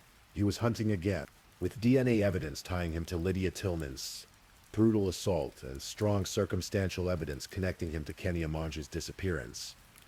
Forbes knew his time was up, but he was still calculating, still trying to control the narrative. He told police he would confess to everything, but he had conditions. He wanted assurance that prosecutors would not seek the death penalty, and he wanted to ensure he wouldn't be labeled as a sex offender in prison. The first condition was negotiable. The second was not, but the deal was struck nonetheless. Forbes agreed to tell police everything if they would spare his life. On August 23, 2011, a Denver detective visited Forbes in the Larimer County Jail. In a recorded interview, Forbes finally confessed to the murder of Kenya Mange. His confession was matter-of-fact, almost clinical, though he still tried to minimize his culpability and portray events as somehow accidental or unplanned. Forbes admitted that he and his friend had spotted Kenya outside the 24K lounge that night. She was clearly intoxicated and vulnerable. They initially tried to help her find a cab, Forbes claimed, but when that didn't work out, he offered her a ride in his van. His friend came along at first, but after Forbes dropped him off, it was just Forbes and Kenya alone in the van. And that's when Forbes said Kenya passed out. "I definitely took advantage of her being drunk," Forbes told investigators. He admitted that he raped Kenya while she was unconscious in the back of his van. "She kinda came to and she realized that we had had sex," Forbes said, using language that minimized the horror of what he'd done. Kenya wasn't confused about what had happened. She knew she'd been violated. And she started hitting me and I started hitting her back. And then she started to scream. It was the screaming that Forbes couldn't tolerate. On a city street in the early morning hours, a screaming woman would attract attention, so Forbes made a choice. "And I strangled her. I strangled her. I strangled her," he repeated to investigators. "I killed her." Forbes drove around Denver with Kenya's body in the back of his van for an entire day, trying to figure out what to do. Eventually, he put her remains inside a large cooler, wheeled it into the bakery where he worked, and placed it in the walk-in freezer. He cut off her clothes and burned them. He thoroughly cleaned his van with bleach and replaced the carpeting. Then, when he felt ready, he drove to a field near Keensburg, about 40 miles northeast of Denver, and buried Kenya in a shallow grave under a small grove of trees. Forbes led police to the location. On September 7, 2011, 5 months and 7 days after Kenya disappeared, her remains were recovered. The Denver Medical Examiner's Office couldn't definitively determine the cause of death due to the condition of the remains, but asphyxia, strangulation, and suffocation were listed as likely causes. On September 26, 2011, Travis Forbes stood in Denver District Court and pleaded guilty to first-degree murder in the death of Kenya Mange. He was immediately sentenced to life in prison without the possibility of parole. In court, Forbes wept and apologized, saying, "What I did was horrible and cowardly. It was a mistake. For the people that knew me, I have to say, remember me, please. Remember me as I was, not the monster I became. I'm sorry," but his words rang hollow. The remorse he claimed was contradicted by his actions, because after Forbes raped and murdered Kenya Mange, after he buried her body and scrubbed away the evidence, he'd gone out and tried to do the exact same thing to Lydia Tillman. There was no mistake. There was no accident. Travis Forbes was a predator who attacked vulnerable women, and he would have continued doing so if Lydia hadn't survived. The following day, September 27, 2011, Forbes appeared in Larimer County Court and pleaded guilty to attempted first-degree murder and sexual assault in the attack on Lydia Tillman. He was sentenced to an additional 48 years in prison, to be served consecutively with his life sentence. During that hearing, Forbes spoke directly to Lydia, saying, "I committed a very horrible crime. It was an extreme, violent, and angry act. In searching my soul as to why I committed such a horrible crime, it was completely random. It had nothing to do with Lydia.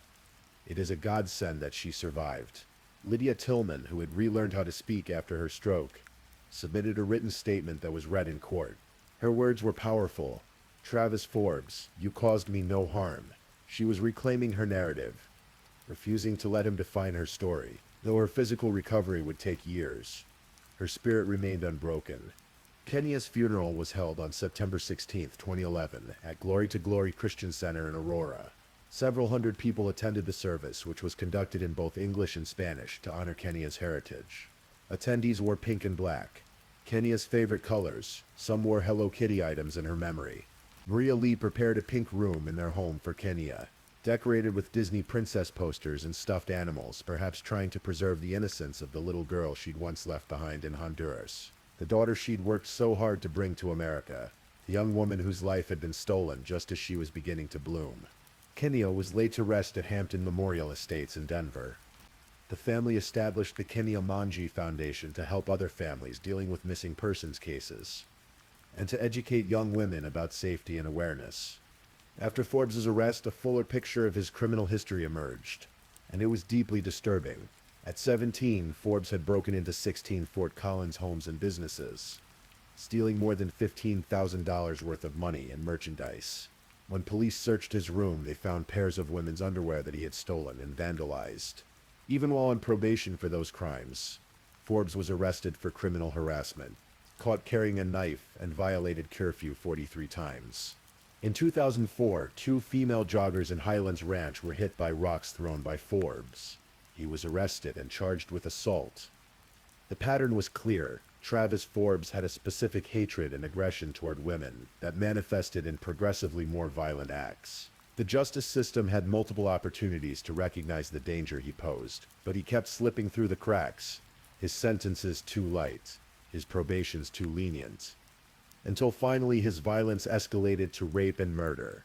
On July 13, 2017, Travis Forbes was found dead in his cell at the Limon Correctional Facility in Colorado. He had taken his own life. He was 37 years old and had been serving his sentence for 6 years. Reports indicated he had been on suicide watch and was being monitored closely by prison staff.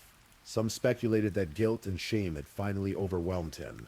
Others suggested it was a final act of control from a man who had always sought to control and dominate others. His death brought no closure to Kenya's family. Their daughter was still gone.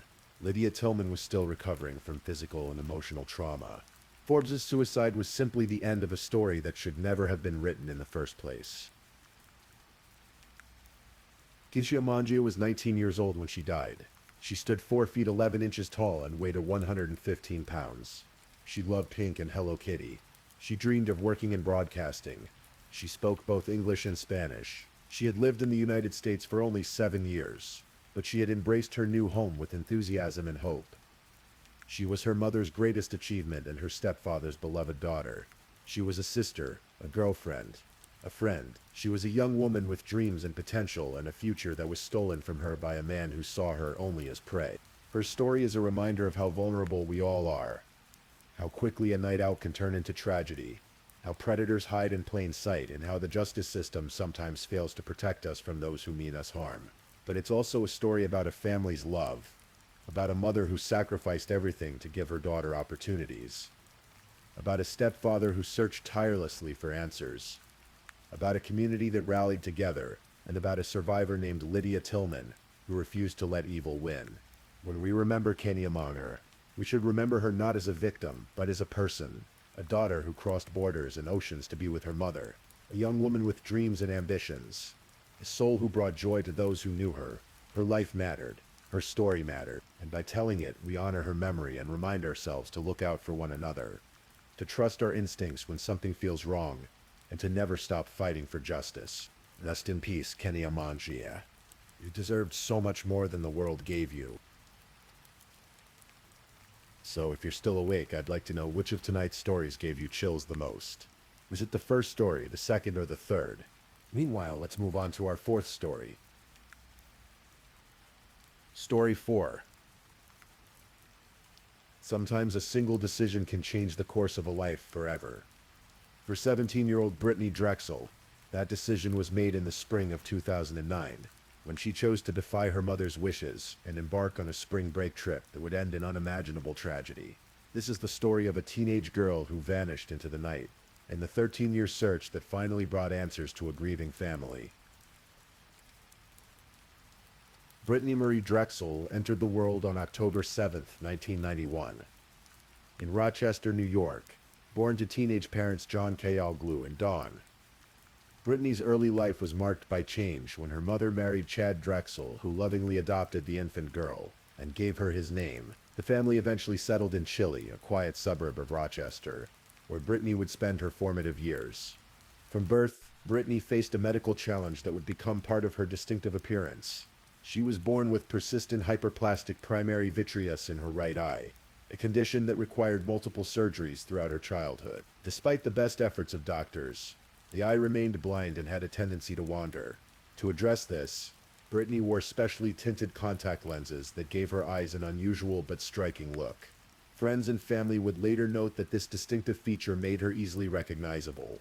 By the time she reached her junior year at Gates Chili High School in 2009, Brittany had blossomed into a popular, vivacious teenager with big dreams.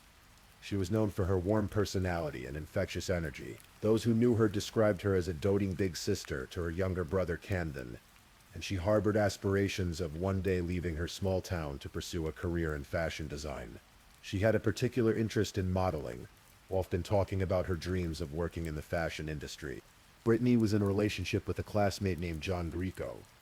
Their relationship was the kind of first love that teenagers experience intensely and completely.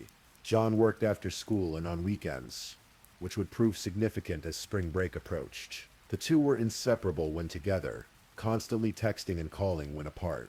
But beneath the surface of this seemingly typical teenage life, there were tensions brewing at home. Brittany's mother, Dawn, was going through a difficult period. She and Chad were in the process of divorcing, and financial pressures were mounting. Dawn was struggling to keep the family home, and the stress permeated the household. For Brittany, who craved stability during this turbulent time, the situation at home made the prospect of escape all the more appealing. In April 2009, as spring break approached, Brittany came to her mother with a request. She wanted to go to Myrtle Beach, South Carolina, with some friends for the week. It was a common spring break destination, known for its miles of sandy beaches, warm weather, and the thousands of teenagers who descended upon it each year. Dawn's answer was immediate and firm. No. Her reasons were practical and rooted in parental concern. She didn't know these particular friends well.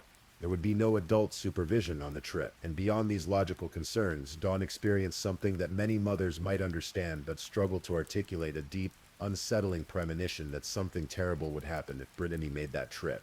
I said, "There's no parental supervision," Dawn would later recall, and I said, "Something is going to happen to you." The refusals sparked arguments between mother and daughter. For several days, the tension in the household grew. Brittany pushed back against her mother's decision, as teenagers often do when they feel their independence is being curtailed. Dawn held firm, but the conflict took its toll on both of them. Then, on April 22, 2009, Brittany made a request that seemed like a reasonable compromise.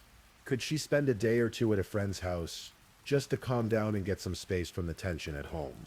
Dawn, hoping that a brief separation might help diffuse the situation, agreed. It seemed harmless enough.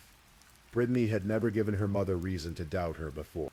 What Dawn didn't know was that her daughter was about to make a decision that would seal her fate. Brittany had no intention of staying at a friend's house in Rochester.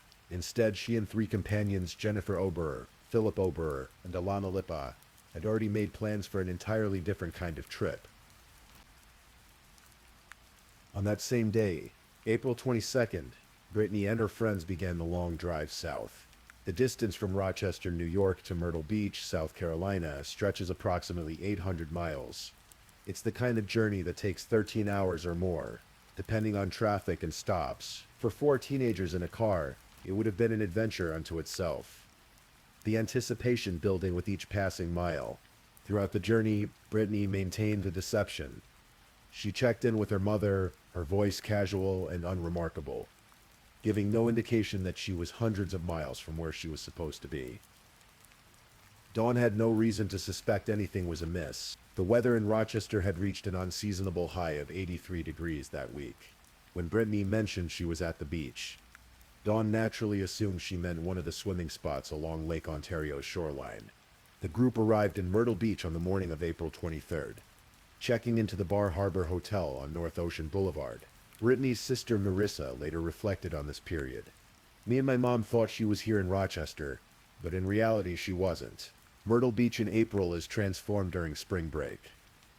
The permanent population of the city swells dramatically as thousands of college students and teenagers flood in, seeking sun, freedom, and the kind of memories that define youth. The main strip, Ocean Boulevard, becomes a river of humanity. Young people walking between hotels, restaurants, and clubs, the air thick with music and the salt spray from the Atlantic. For Brittany, those first days must have felt like freedom. She was away from the tensions at home, surrounded by friends, with the beach stretching endlessly before her. John Greco, who had stayed behind in Rochester because of work commitments, kept in constant contact with her. The two exchanged text messages throughout the day and evening, maintaining their connection across the distance. But something wasn't quite right about this trip. Looking back, Dawn Drexel would come to believe that Brittany had been specifically encouraged to come to Myrtle Beach.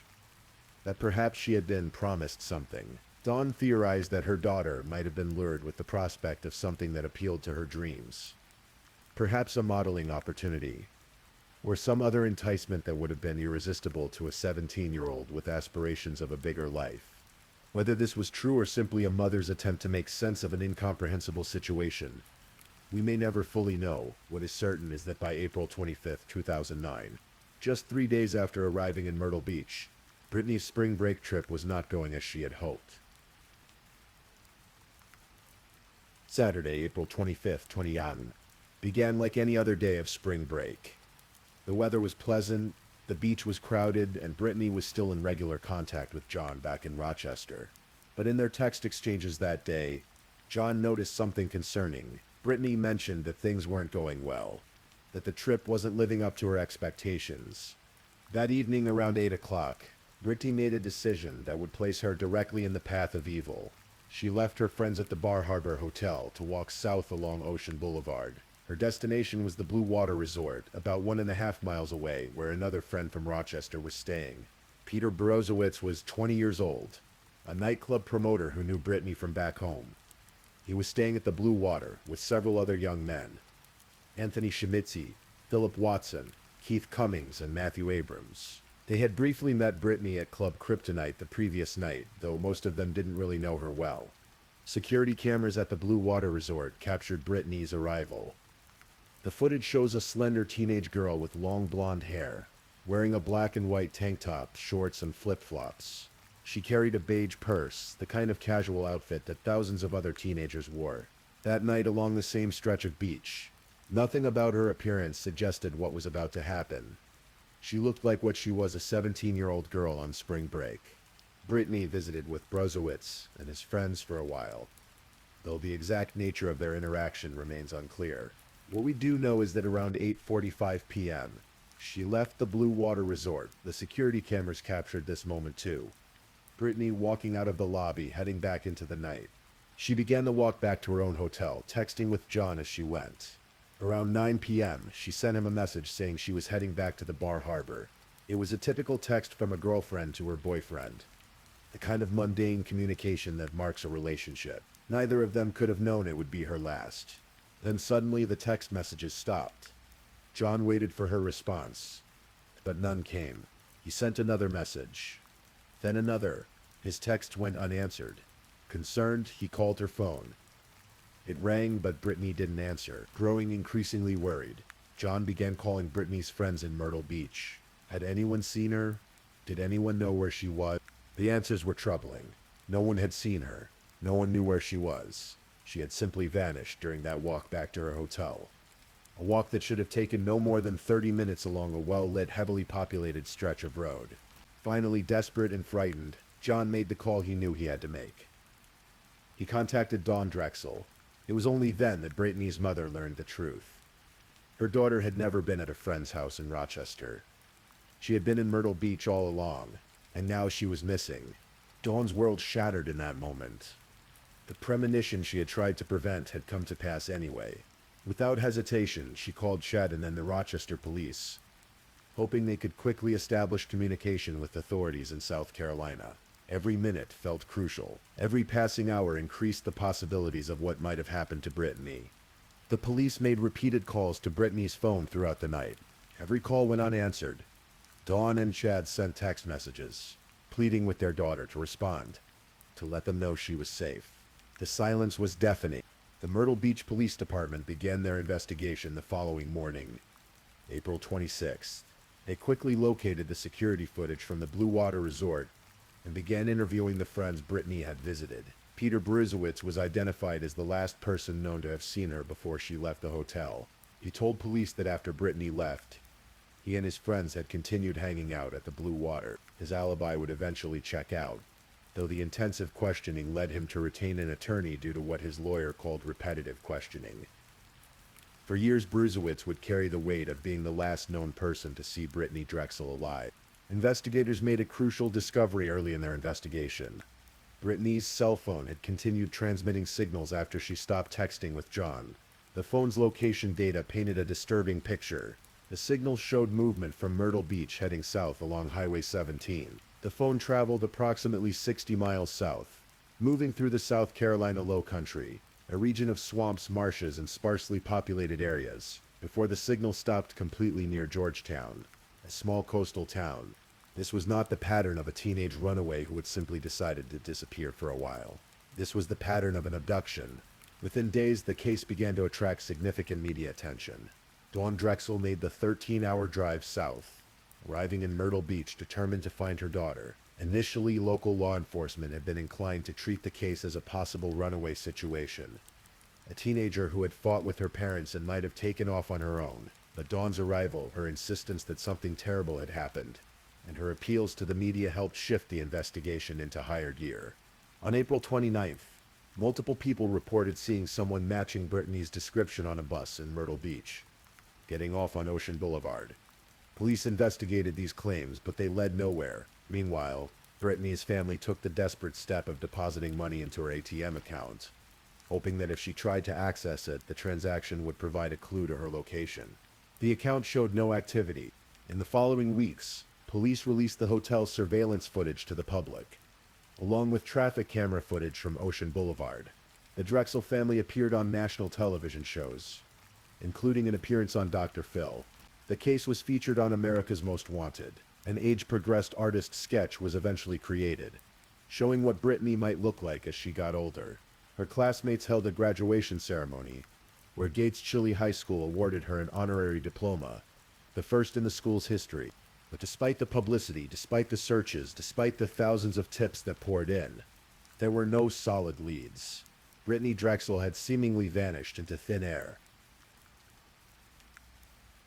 As investigators dug deeper into the case, one name kept surfacing: Raymond Douglas Moody. A family member of Brittany's contacted law enforcement in 2011, suggesting they might want to investigate Moody, who was living in Georgetown, South Carolina, precisely the area where Brittany's phone signals had ended. Moody's background was deeply troubling. In 1983, while living in California, he had committed a series of horrific crimes against children. On a winter day in Vallejo, California, 8-year-old Carrie Harding was walking to meet a friend at a playground when Moody abducted her. He forced the child into his car and drove her to a construction site, where he subjected her to hours of sexual assault. Carrie would later describe how quickly it happened. Everything happened in the blink of an eye. He had me in his car and had driven away within seconds. But Carrie was one of 7 victims. Moody had systematically targeted young girls throughout Northern California. His youngest victim just 5 years old, his oldest 17. The crimes included rape, kidnapping, sodomy of children, while inflicting great bodily injury, and assault with intent to commit mayhem. His violence was calculated and cruel. During one assault, a victim managed to notice a green military sticker on his car, a detail that would eventually lead to his arrest. In December 1983, Moody was convicted and sentenced to 40 years and 4 months in the California Department of Corrections. He should have remained behind bars until well into the 2020s. But California's prison system operates under different parole guidelines than many states. In 2004, after serving only 21 years, barely half his sentence, Raymond Moody was released on parole. A psychiatrist had determined he was no longer a threat to society. Carrie Harding, now an adult, watched in horror as her attacker walked free. He should have never been released, she told reporters. Why would the courts even take a chance with our children? Moody returned to his hometown of Georgetown, South Carolina, moving in with his elderly parents. His return caused alarm among neighbors, who suddenly found themselves living near a registered sex offender less than 3 blocks from a school. In 2008, he was arrested for indecent exposure in Georgetown. In 2009, he failed to register as a sex offender as required by law. a violation for which he was eventually convicted in 2010. When investigators began looking at Moody in connection with Brittany's disappearance, they discovered an unsettling coincidence. The day after Brittany vanished, Moody had been pulled over for a traffic violation in Surfside Beach, an area close to Myrtle Beach. The traffic stop report noted something unusual. Moody had visible scratches on his face. Authorities obtained a warrant to search the Sunset Lodge in Pawleys Island, a motel where Moody and his girlfriend Angel Cooper Voss had rented an apartment in late April 2009. They also visited Moody at his cabinet shop to question him. When an investigator told Moody they were searching for Brittany Drexel, he responded cryptically, "You're smart, you'll figure it out." But the search produced no physical evidence linking him to the disappearance. And without more concrete proof, the investigation stalled. Moody's former partner, Ernest Merchant, later came forward with a disturbing recollection. A couple of days after Brittany had gone missing, Moody showed up unexpectedly at Merchant's home. "I saw that his face had claw marks all over it," Merchant recalled. But this observation, too, was not enough for an arrest without additional evidence. In 2016, 7 years after Brittany's disappearance, the FBI held a press conference that would send the investigation in an entirely different direction. They announced that they believed Brittany had been murdered shortly after her disappearance, and they revealed information from a prison informant that pointed to a different suspect. Taquan Brown, an inmate serving a 25-year sentence for manslaughter, came forward with the story. He claimed that shortly after Brittany disappeared, he had visited a stash house in McClellanville to give money to a man he knew. While there, Brown claimed to have seen a white teenage girl matching Brittany's description. According to his account, he witnessed violent activity in the house and saw what he believed to be Brittany's body being carried out, wrapped in a rug. Brown implicated Timothy Deshawn Taylor and Taylor's father in Brittany's murder. He claimed he had witnessed Timothy Taylor, a man known only to him as Nate, shoot Brittany twice with a double-barreled shotgun in a wooded area. The FBI took this information seriously enough to publicly name Taylor as a suspect. Timothy Taylor vehemently denied the allegations. His attorneys argued that he had been immediately interrogated about the Drexel case, following his arrest on an unrelated robbery charge. Even though he was never charged with anything related to Brittany, Taylor released a statement maintaining his innocence, claiming that the FBI had been given false information by an inmate desperate to cut a deal for his own case. For years, this lead dominated the investigation. Searches were conducted in Charleston County near McClellanville. The media reported extensively on the Taylor connection. Brittany's father, Chad Drexel, even created a petition asking a grand jury to weigh in on the eyewitness claims and potentially indict Taylor if they found the claims credible. But it was all a dead end. The informant's story, which had seemed so detailed and credible, could not be corroborated. No physical evidence linked Taylor to the crime. Years would pass with no progress, no answers, no justice. The case grew cold once again. By 2019, more than 10 years after Brittany's disappearance, a new team of FBI investigators took over the case. Rather than rely on informants or chase new theories, they decided to go back to the basics, the hard evidence that had been there from the beginning. FBI intelligence analyst Caleb Messer and Special Agent James Kavanaugh began a painstaking process of re-examining the cell phone data and surveillance footage. The technology for analyzing cell phone location data had advanced significantly since Using sophisticated new techniques, they were able to determine not just where Brittany's phone had traveled, but the speed at which it was moving. The analysis revealed something crucial. At approximately 9:15 p.m. on April 25th, 2009, Brittany's phone went from moving at walking speed about 3 to 4 miles per hour to suddenly moving at 55 miles per hour.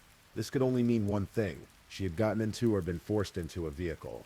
The investigators then turned their attention back to the surveillance footage from Ocean Boulevard, specifically focusing on the time period when Brittany would have been making her walk from the Blue Water Resort back to the Bar Harbor Hotel. They were looking for a vehicle that appeared in the footage during that specific time frame, and that could have been heading south toward Georgetown. Eventually, one vehicle stood out, a 1998 Ford Explorer. The investigators worked to identify who had access to that vehicle in April 2009. The trail led them to a woman named Angel Cooper Voss, Raymond Moody's longtime girlfriend. Then investigators caught a break they hadn't expected. They obtained a police recording from a separate matter, in which Voss had been captured on tape talking with a friend. On that recording, Voss had said something shocking. she claimed to be responsible for Brittany Drexel's death. When authorities interviewed Voss about this statement, she attempted to walk it back. She claimed she had been drinking when the recording was made, and that her friend kept asking about Moody's involvement in the case. According to Voss, she had falsely claimed responsibility just to take attention away from Moody, to make people leave him alone. She insisted she had just wanted to protect him. During this interview, Voss told investigators that she still had the cell phone she had been using in April 2009 and offered to locate it for them. But after leaving the interview, she never followed through on this promise. The phone was never produced. The pieces were coming together, but investigators needed more. They needed Moody himself. On May 4th, 2022, more than 13 years after Brittany vanished, FBI agents and local law enforcement approached Raymond Moody. They informed him that both he and Voss were the subjects of the investigation into Brittany Drexel's disappearance and murder. They asked if he would be willing to sit down for an interview. Moody agreed. Perhaps he sensed that the walls were finally closing in. Perhaps he was tired of carrying the secret for 13 years. Perhaps he felt genuine remorse. Whatever his motivation, on May 5th, 2022, Raymond Douglas Moody confessed to murdering Brittany Drexel. In his confession, recorded on video with his lawyer present, Moody's demeanor was disturbingly nonchalant. He even cracked a few jokes during the interview, a stark contrast to the gravity of what he was admitting. He detailed the events of that night in April 2000. According to Moody's account, he and Angel Voss had gone hunting for a victim that night. They were driving along Ocean Boulevard in their Ford Explorer when they spotted Brittany walking alone. This was the critical 15 to 20 minute window when she would have been making her way back to the Bar Harbor Hotel. Voss, according to Moody, was the one who called out to Brittany. She offered the teenage girl a ride, promising to take her back to her hotel. Brittany, perhaps feeling the ache in her feet from walking in flip-flops, perhaps simply trusting in the apparent kindness of a female stranger, got into the vehicle, but instead of heading north back toward her hotel, Moody drove south. As they drove past the Bar Harbor, Brittany would have realized something was terribly wrong. Dawn Drexel would later reflect on this moment. When they drove past the hotel, she was probably like, "I'm in trouble." I couldn't imagine how scared she was. Moody drove approximately 40 miles south to a remote location near Georgetown, the Pole Yard boat landing on the Santee River. Voss took Brittany's cell phone and left, leaving the teenager alone with Moody at the isolated campsite. What followed was unspeakable. Moody raped Brittany, then strangled her to death. Throughout the attack, Brittany fought desperately for her life, scratching at her attacker's face and leaving the marks that would be visible the next day during his traffic stop. After murdering Brittany, Moody disposed of her cell phone in the North Santee River. Then he returned to meet Voss, telling her that Brittany had left with friends. In the middle of the night, Moody returned alone to move Brittany's body. He buried her in a shallow grave, just 4 feet deep, in a wooded area, about 10 miles north of the boat landing, approximately 2.5 miles from where he had been living. And there she remained, alone in the darkness, while her family searched desperately for 13 years. On May 11th, 2022, following Moody's confession and with his cooperation in identifying the location, law enforcement officers made their way to that wooded area near Georgetown. They found what remained of Brittany Drexel. Her identity was confirmed through dental records and DNA analysis. On May 16th, 2022, Georgetown County Sheriff Carter Weaver held a press conference to announce the devastating news. Raymond Moody had been arrested and charged with murder, kidnapping, and first-degree criminal sexual conduct. The charges alleged that the crimes had occurred on April 25th, 29, and that Brittany had been buried by the morning of April 26th. The day of the press conference, Brittany's family was taken to the site where her remains had been found. Dawn Drexel later described the moment. "I think I went numb again and I was just so angry." For Dawn, the discovery brought both relief and fresh anguish. After 13 years of not knowing, of hoping against hope that perhaps Brittany was still alive somewhere, of imagining every possible scenario, she finally had answers. But those answers confirmed her worst fears. Her daughter had been murdered within hours of her disappearance, had died terrified and alone, had spent 13 years in a shallow grave while her killer walked free. On October 19th, 2022, Raymond Moody stood before a judge in Georgetown County. He pleaded guilty to all charges: murder, kidnapping, and first-degree criminal sexual conduct. The state dropped an obstruction of justice charge as part of the plea agreement. During the hearing, Brittany's family members spoke directly to Moody, finally given the chance to address the man who had destroyed their lives. Chad Drexel, Brittany's adoptive father, his voice thick with emotion, spoke of the 13 years of agony. 13 years later, I found out the horrible, disgusting, senseless way she was murdered. Every part of my being wants to say and do something about that. Dawn Drexel spoke with remarkable composure, but her words carried the weight of a mother's grief and a mother's pride in her daughter's final fight. I am so glad my daughter was feisty. She fought back. She fought for her life. We know now she scratched the hell out of your head, face and neck. You will forever carry the scars of what my daughter did to you, and I hope you are haunted by what you did to her. Camden Drexel, Brittany's younger brother, who was just a child when his sister disappeared, and was now a young man, spoke of his plans to honor her memory. I want to live for her, he said, explaining his decision to attend film school. Then Moody spoke. Standing with the aid of a crutch, he addressed the court and the family. I was a monster. I was a monster then, and I was a monster when I took Brittany Drexel's life. I don't have the words to express how horrible I feel, and I've felt ever since that day. I'm very, very sorry. His apology also included reference to his previous crimes in California decades earlier. Whether his remorse was genuine or simply a performance is something only Moody truly knows. The prosecuting attorney later commented that while he believed Moody felt remorse, I believe he is remorseful because he was caught. Judge R. Farrell Cothran, Jr. sentenced Moody to life in prison without the possibility of parole for murder, plus 2 consecutive 30-year sentences for kidnapping and criminal sexual conduct. The judge's words were pointed. I can't tell you how many times I've seen people give up their long-term happiness for immediate pleasure. You gave up a lot of people's long-term happiness for your immediate pleasure. Raymond Douglas Moody, now in his 60s, will spend the rest of his life in the Kirkland Correctional Institution in Columbia, South Carolina. He will never again see the outside of a prison. The case was not yet fully closed. Angel Cooper Voss, who had been with Moody that night and had helped lure Brittany into their vehicle, initially avoided charges. But in March 2024, federal authorities arrested Voss on 3 counts of lying to the FBI about her involvement in Brittany's murder. The government's case against Voss was strong. She had lied about multiple key facts. She claimed Brittany had voluntarily joined her and Moody, when in reality she had lured the teenager under false pretenses. She claimed she had left Moody and Brittany at the boat landing without taking Brittany's phone, when in fact she had deliberately taken the girl's only means of calling for help. She claimed not to know what had happened to Brittany, when she knew full well that Moody had murdered her. In September 2024, Voss pleaded guilty to all counts.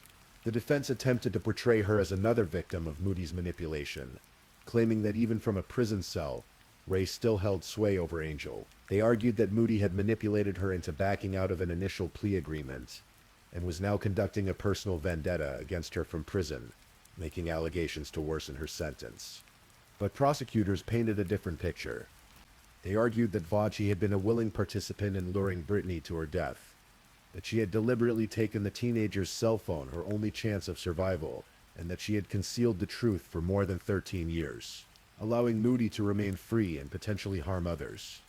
On February 13th, 2025, U.S. District Judge Richard Gergel sentenced 57-year-old Angel Voss to 18 years in federal prison, to be followed by 3 years of supervised release. Assistant U.S. Attorney Winston Holliday spoke to reporters after the sentencing. One would be, obviously, the family. As you could probably tell, a lot of pain, a lot of emotion with the family, but that has motivated them to stay with the case from 2009. And then also the persistence and perseverance of the FBI.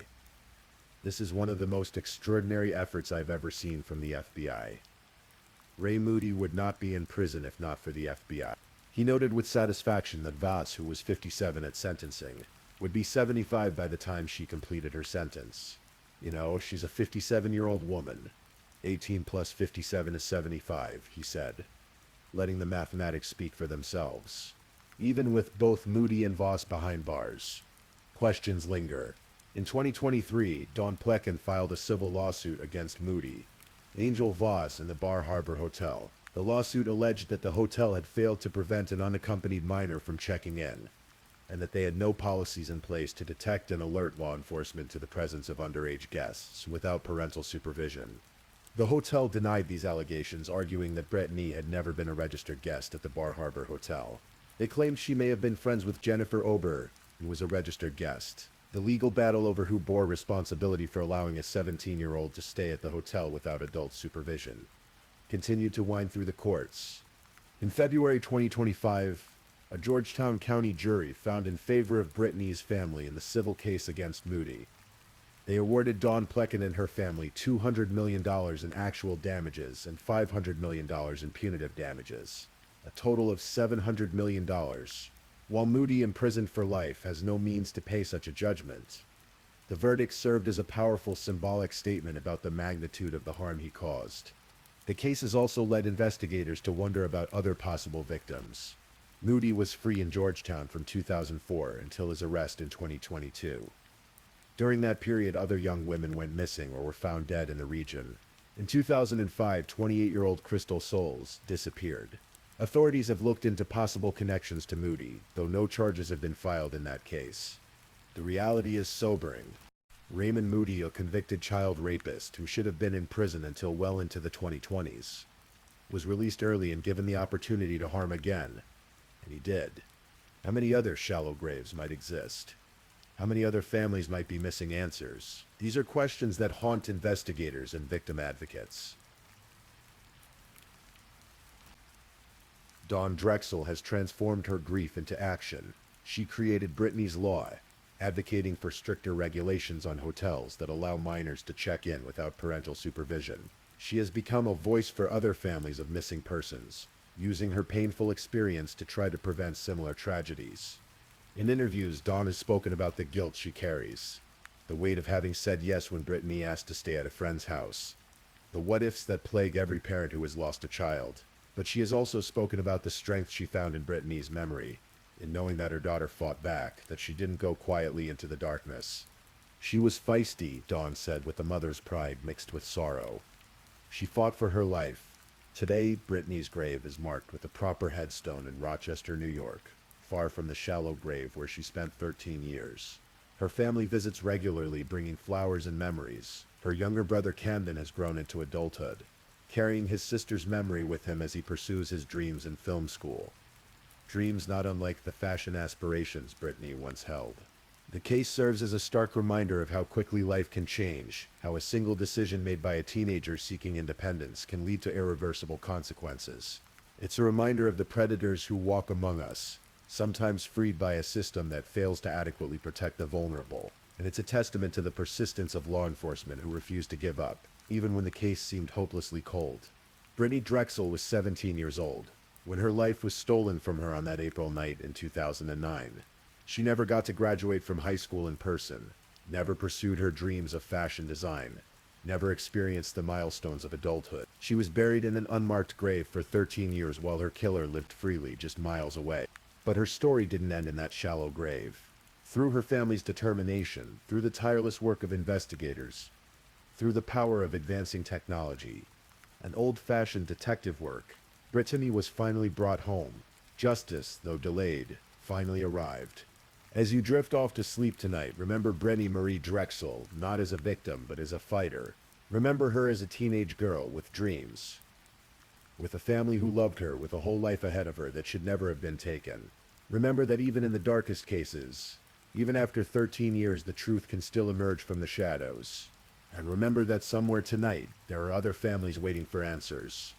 Other cases that seem unsolvable. Other stories that haven't yet found their ending. The search for justice never truly ends. Please, if you're still awake, let's move on to our last story. Story 5.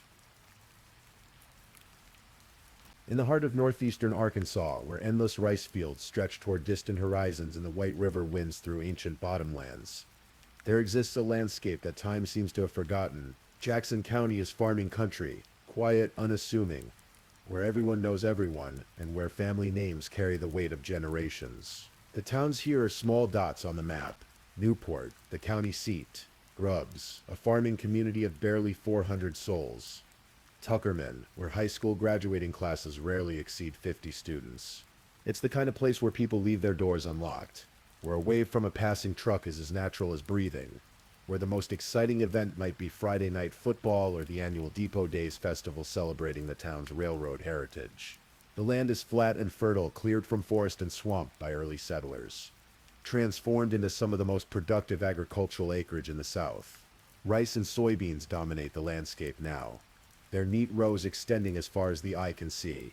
In this close-knit world, Sydney Claire Sutherland had built a life full of promise and purpose. Born on September 18, 1995, in Jonesboro, Sydney, grew up on her family's farm in Grubbs, surrounded by love and the rhythms of rural life. Her parents, Diane and Maggie Sutherland, raised her alongside her two older brothers, Tyler and Sam, in a household where hard work and kindness were taught by example. The Sutherlands were the kind of family that formed the backbone of these small Arkansas communities. Decent, hard-working people whose roots ran deep in the red Delta soil. From an early age, Sydney possessed something that set her apart. Those who knew her always remarked on it. A genuine warmth, an authenticity that couldn't be manufactured. At Tuckerman High School, where she graduated in 2014, Sydney was more than just another student. She was active in the Spanish Club, Beta Club, and Key Club. She played softball for the Tuckerman Bulldogs, earning the title of Outstanding Senior. But what people remembered most wasn't the activities or the accolades. It was her outgoing, sweet personality, the way she made everyone feel seen and valued. Her senior yearbook quote captured the philosophy that would guide her short life. The meaning of life is to find your gift. The purpose of life is to give it away. And Sydney lived those words. After high school, she attended Arkansas State University at Newport, determined to build a career in healthcare. In July 2018, she earned her licensed practical nurse certificate. The work suited her, caring for others, offering comfort in moments of vulnerability. But Sydney wanted to do more. She continued her education at the University of Arkansas Community College at Batesville, and in December 2019, she became a registered nurse. By the summer of 2020, 24-year-old Sydney was working at Unity Health Harris Medical Center in Newport. Her colleagues described her as compassionate, dedicated, someone who truly cared about her patients. Outside of work, Sydney maintained close ties with her family. Her two nieces adored her, giving her the nickname Aunt Sassy. She attended the Grubbs Church of Christ. She lived with her boyfriend Alex Nicholson in a modest home. She loved to read, to shop, to exercise, and perhaps most importantly to this story, Sydney loved to run. Running was more than just exercise for Sydney. In the flat farmland of Jackson County, where the roads stretched straight and empty for miles, running offered solace, time to think, a way to decompress after long shifts at the hospital. She had irregular routes, loops that took her along county roads 41, 42, and 43, and Highway 18 between Newport and Grubbs. It was familiar territory, safe or so it seemed. Wednesday, August 19, 2020 began like countless other days in rural Arkansas. The summer heat bore down on the flat landscape, but for those who lived there, it was nothing unusual. Sydney finished up whatever tasks occupied her early afternoon. Around 1 p.m., she was photographed at a family member's home, smiling, vibrant, alive. Shortly after, she prepared for her run. She changed into her workout clothes, tied her running shoes, grabbed her phone and her sunglasses.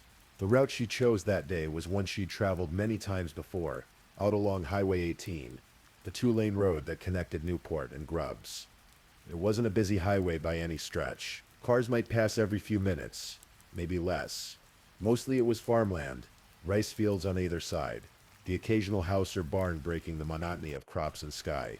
Sydney left her home sometime between 2 and 2:30 that afternoon. It was a normal run, a routine part of her life. A UPS driver, making his rounds in the area, spotted her near County Road 41 around that time. She was jogging westward. Alone, a small figure moving along the shoulder of the rural highway. The driver thought nothing of it. In communities like this, joggers and walkers were a common sight. But Sydney Sutherland never made it home that day. When Sydney didn't return by early evening, alarm bells began ringing immediately. This wasn't like her. She was responsible, reliable, always kept in touch with her family, her boyfriend, her parents. They all knew something was wrong. By 7 p.m., roughly 4 to 5 hours after she'd left for her run, Sydney's mother Maggie contacted the Jackson County Sheriff's Office to report her daughter missing. The response was swift.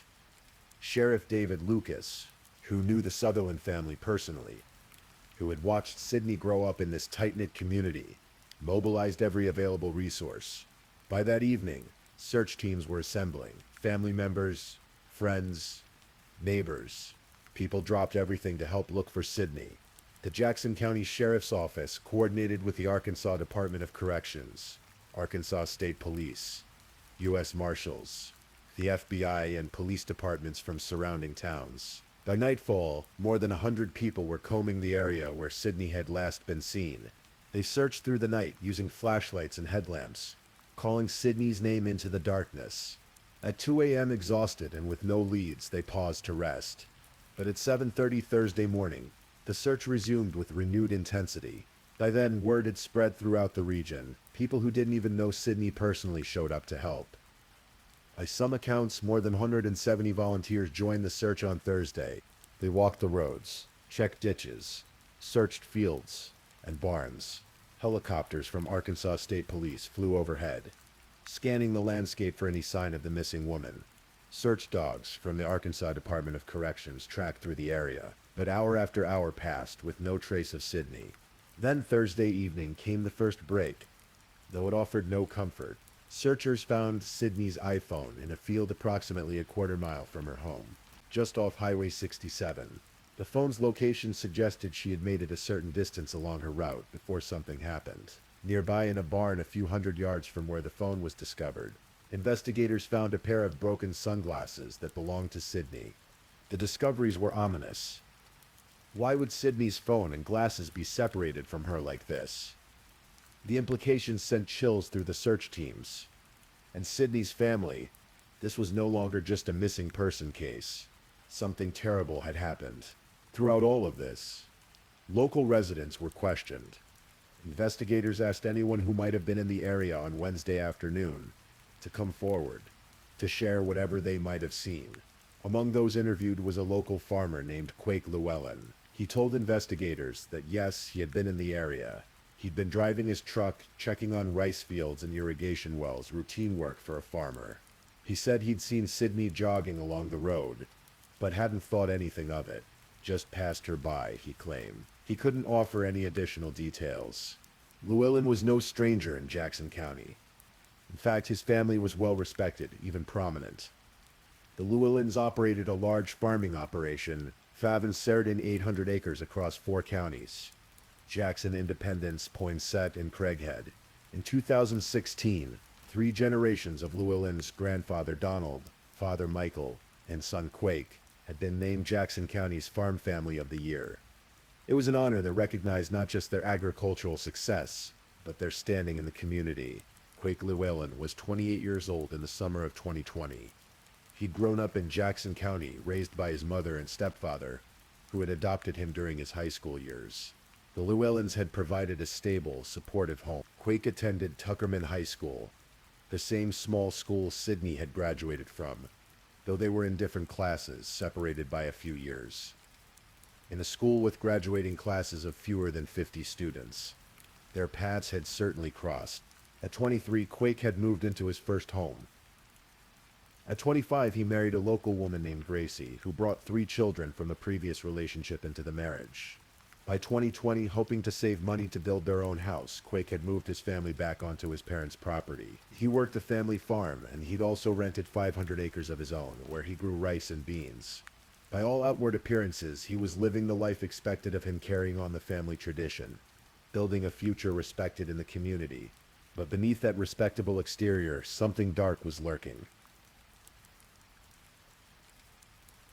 Friday, August 21, 2020. Dawned with Sydney Sutherland still missing. 48 hours had passed since anyone had seen her alive. The search continued, but hope was fading. Sheriff David Lucas held press conferences, his face drawn with exhaustion and worry. This was personal for him. He knew both the Sutherland and Llewellyn families. In a county of fewer than 17,000 people, especially in the rural townships, the degrees of separation between families were minimal. While search teams continued their work in the fields, investigators were following up on leads, re-interviewing witnesses, looking for anything they might have missed. They focused particularly on tracking cell phone data, trying to piece together Sydney's movements that Wednesday afternoon, and the movements of anyone who might have crossed her path. Advanced technology provided crucial information. Investigators discovered that Sydney's iPhone had been equipped with location tracking. They could see where it had been on the afternoon of August 19, up until the point when it was either turned off or the battery died. But more importantly, they began looking at the cell phones of people who had been in the area. Quake Llewellyn had voluntarily allowed investigators to search his phone. He seemed cooperative, even joining the search efforts on Thursday morning, standing alongside neighbors and volunteers as they looked for Sydney. But something had struck Maggie Sutherland as odd when she encountered Llewellyn during the search. She later told investigators that his behavior seemed off, though she couldn't quite articulate why. A mother's instinct, perhaps, sensing something wrong. When investigators examined Llewellyn's phone more closely, they made a startling discovery. He had a geolocation app called Life 360 installed, a family tracking app that many people use to keep tabs on their children's or spouse's whereabouts. The app kept detailed records of movement, and according to those records, on Wednesday afternoon, August 19, Quake Llewellyn's phone had been within 3 yards, just 9 feet of where Sydney Sutherland's phone had stopped transmitting. That wasn't all. The app showed Llewellyn's movements throughout that afternoon and evening. After the incident near where Sydney's phone went dead, his phone traveled approximately 2.36 miles away to a different location. A rice field. His phone had remained there for a period of time before returning to his home. The circumstantial evidence was mounting, but investigators needed more. They obtained search warrants for additional data from AT&T, Facebook, and Life 360. Meanwhile, they asked to search Llewellyn's 2019 GMC Sierra pickup truck. Both Quake and his father gave permission. Inside the truck, investigators found what appeared to be blood in the cracks of the tailgate and on the tailgate itself. It wasn't a large amount. Someone had made attempts to clean it, but blood is difficult to completely remove. Even small traces can be detected. Investigators also requested surveillance footage from Llewellyn's mother's home, where the family had been living. The family cooperated fully. In fact, it was Llewellyn's mother who voluntarily contacted detectives to provide the footage. When Llewellyn's wife, Gracie, reviewed the footage with investigators, she pointed out something significant. A dent on Quake's truck that appeared in footage from August 19. A dent that had not been there that morning. In the surveillance video, Quake could be seen wearing a particular style of shoes. Sanuk-style shoes. When investigators examined footprints found at the scene where Sydney's phone and sunglasses were discovered, those prints matched the tread pattern of the shoes Llewellyn was wearing in the video. During a search of his mother's home, investigators recovered those exact shoes. The evidence was overwhelming. On Friday evening, as searchers continued combing the fields for any sign of Sydney Sutherland, investigators brought Quake Llewellyn in for questioning. And there, in the interview room, the facade crumbled. Llewellyn confessed. The details of what happened on that Wednesday afternoon were almost incomprehensible in their brutality and senselessness. Quake Llewellyn told investigators that he'd been driving his truck, checking on rice fields and irrigation wells. Routine work. He saw Sydney jogging along County Road 40. He knew who she was. They'd gone to the same high school, lived in the same small community. They'd been friends on Facebook, though he'd recently unfriended her for reasons he never adequately explained. According to his confession, Llewellyn claimed the collision with Sydney was accidental. He told a court-appointed psychologist who later evaluated him that he'd been driving and a cloud of dust had obscured his vision. It was all just a blur, he said. Before he knew it, he'd hit her with his truck. But even if one accepted that the initial impact was accidental, though investigators had their doubts, what happened next was undeniably intentional and evil. Llewellyn said that when he got out of his truck, he believed Sydney was dead. He panicked, he claimed, afraid he'd be in trouble for running her over. So rather than call for help, rather than try to save her if she could be saved, he made a choice. He loaded Sydney's body, or what he believed was her body, onto the tailgate of his truck. He drove approximately 3 miles to a remote rice field. And there, in that isolated location, with Sydney either unconscious or severely injured, Quake Llewellyn raped her. Afterward, whether Sydney was alive or dead at that point remains unclear. He buried her body in a shallow grave in the rice field. Then, in an act of almost sociopathic compartmentalization, Llewellyn went about the rest of his day. He continued his farm work. Between 5 and 6 p.m., he went home. He had dinner with his wife and her 3 children. He went to bed. He told investigators he just tried to forget about it. The next morning, Thursday, August 20, Llewellyn woke up and, as he put it, pretended it was any other day. He went to work. And then, in an act that chilled investigators to their core, he joined the search party looking for Sydney Sutherland. He stood alongside her grieving family and friends, helping to search for a woman he knew was buried in a rice field 3 miles away. With Llewellyn's confession providing the location, investigators immediately traveled to the rice field he described. There on Friday evening, August 20, 48 hours after Sydney had vanished, they found her body buried in a makeshift grave. The Arkansas State Medical Examiner would later determine that Sydney Sutherland died from multiple blunt force injuries. Whether she died from the impact of the truck, from the assault that followed, or from being buried alive, the full truth may never be known.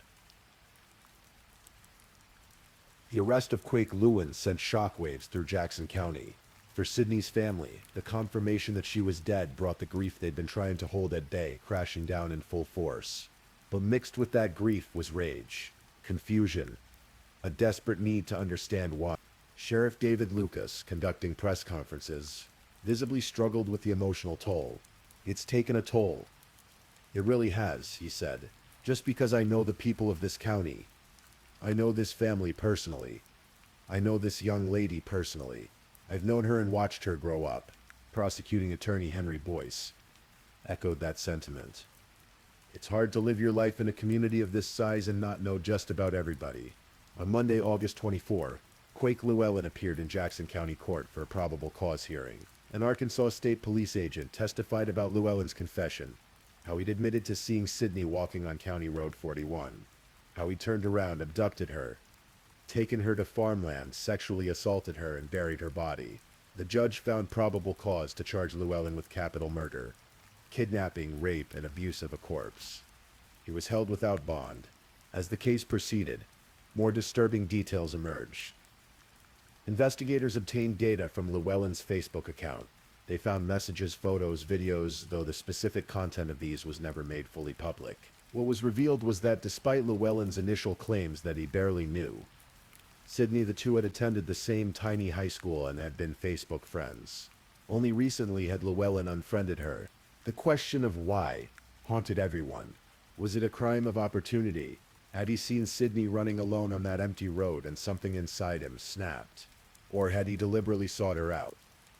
The fact that he'd recently unfriended her on Facebook suggested there may have been some prior interaction or dynamic between them that had gone sour, but no evidence of a previous relationship or conflict was ever established. In December 2020, Llewellyn's defense attorney requested a mental evaluation, stating it was in the best interest of Mr. Llewellyn. The implication was that Llewellyn might not be competent to stand trial or might not have been competent at the time of the crime due to mental illness. On January 7, 2021, forensic psychologist Dr. Lacey Willett conducted an in-person mental status examination of Llewellyn at the Arkansas State Hospital. During that evaluation, Llewellyn spoke about the day of the crime, maintaining his story that it had been an accident, that dust had obscured his vision, that he'd panicked. He claimed he had no history of mental illness or medical problems. He said he rarely drank and had no criminal history beyond a few speeding tickets. Dr. Willett's conclusion was unequivocal. It is my opinion that at the time of the alleged conduct, Mr. Llewellyn did not manifest symptoms of a mental disease or mental defect. Mr. Llewellyn currently possesses an adequate factual and rational understanding of the proceedings against him, as well as the capacity to rationally assist in his own defense. In other words, Quake Llewellyn was mentally competent. He understood what he had done, he understood the charges against him, and he understood that he was facing the possibility of the death penalty. As the legal proceedings dragged on through 2020 and into 2021, two families in Jackson County tried to process the unimaginable. The Sutherland family laid Sydney to rest at Greenhaw Cemetery. Her funeral was held at the ASU Newport Center for the Arts, with visitation beforehand at Jackson's funeral home. Due to COVID-19 restrictions, attendance was limited. but the service was live-streamed so friends from across the country could participate. Her obituary spoke of her beautiful smile, sparkling eyes, kind heart, and loving spirit. Unity Health Harris Medical Center, where Sydney had worked, issued a statement. All of us at Unity Health are deeply saddened to hear of the loss of our precious co-worker, Sydney Sutherland. Our thoughts and prayers are with her family and friends. Arkansas State University at Newport created a scholarship in Sydney's honor, the Sydney Sutherland Memorial Scholarship for students pursuing careers in healthcare.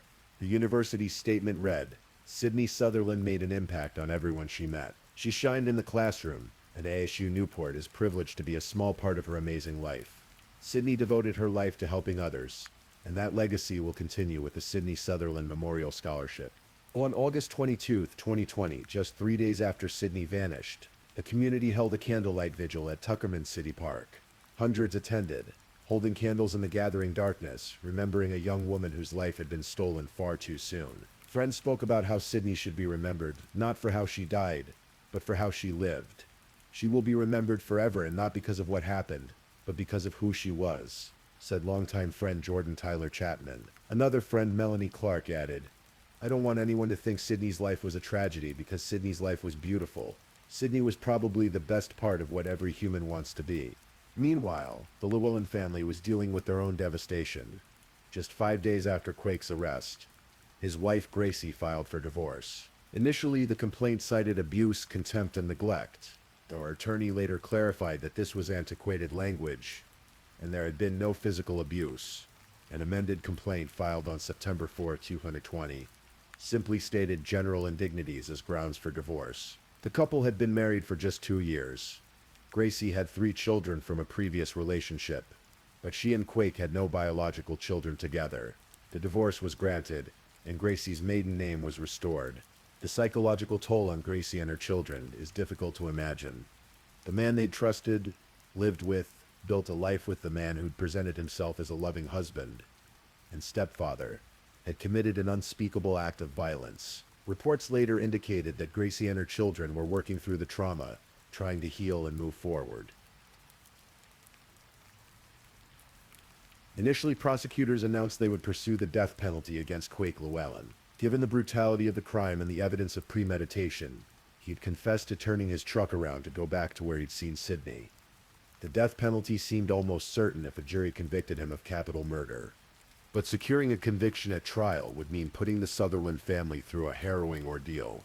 They would have to sit through testimony detailing exactly what had happened to Sydney in her final moments. They would have to see autopsy photos, hear forensic evidence, relive the trauma over and over.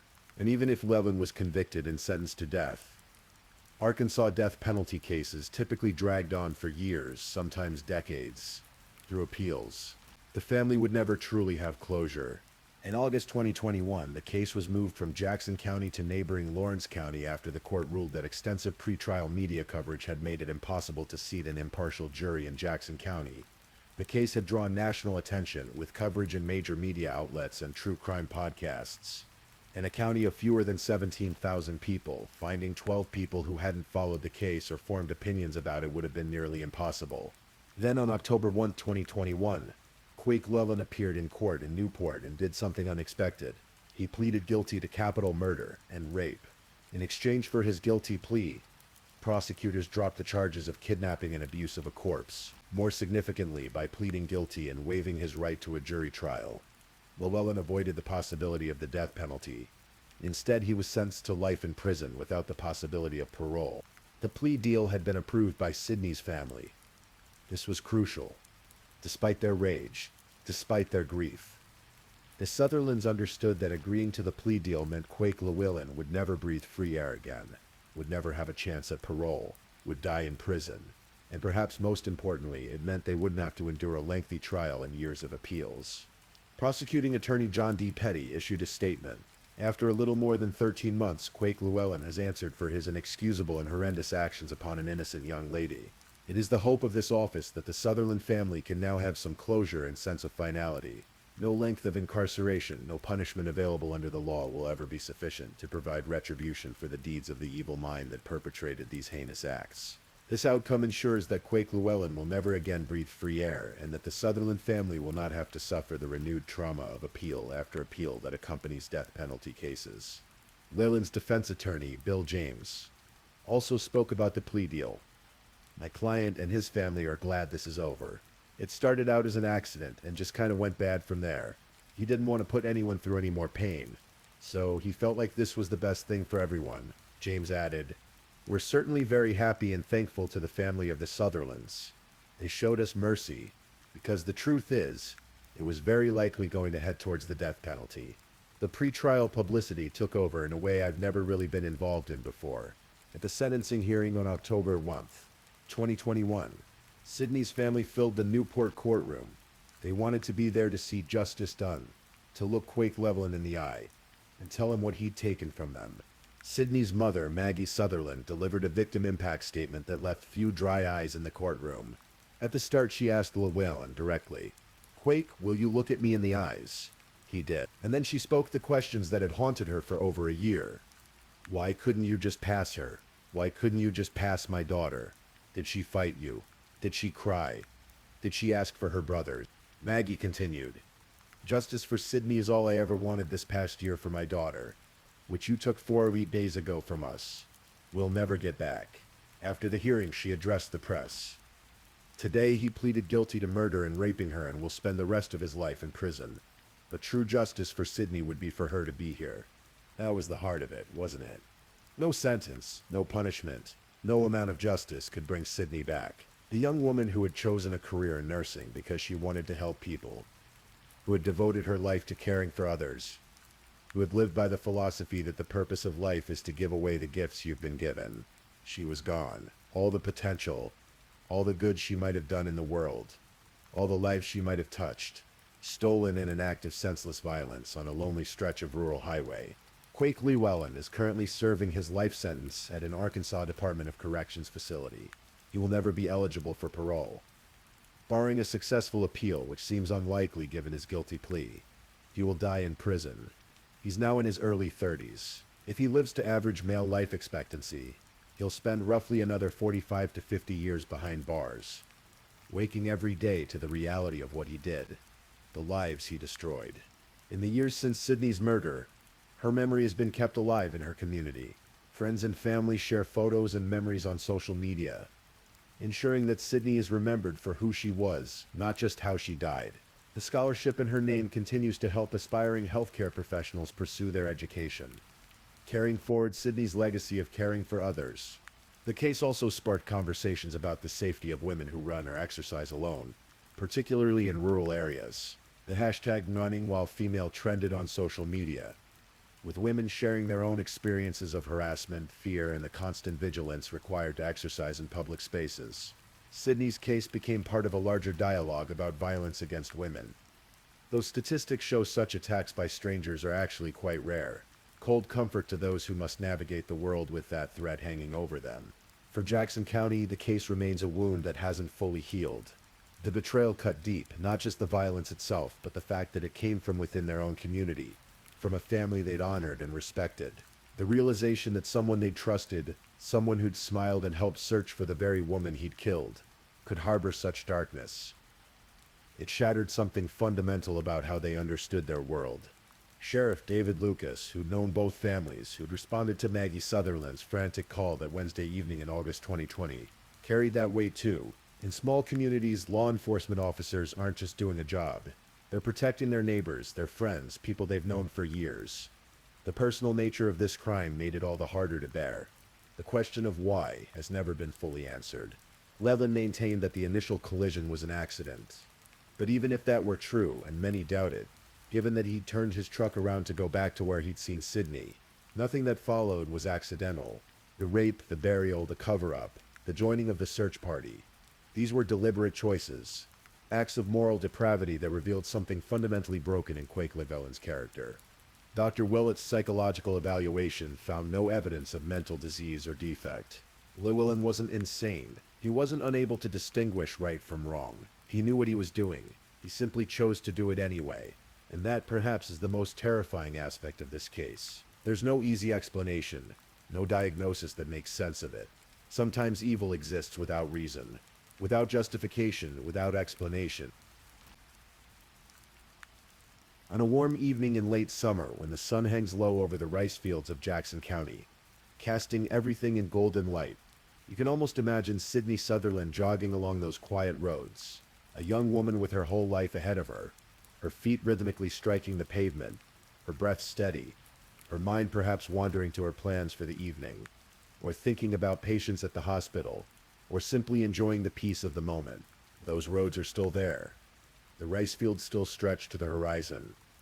The small communities of Newport Grubbs and Tuckerman continue their quiet existence, bound together by family ties and shared history. But something has changed. An innocence has been lost. The doors that once remained unlocked might now have deadbolts.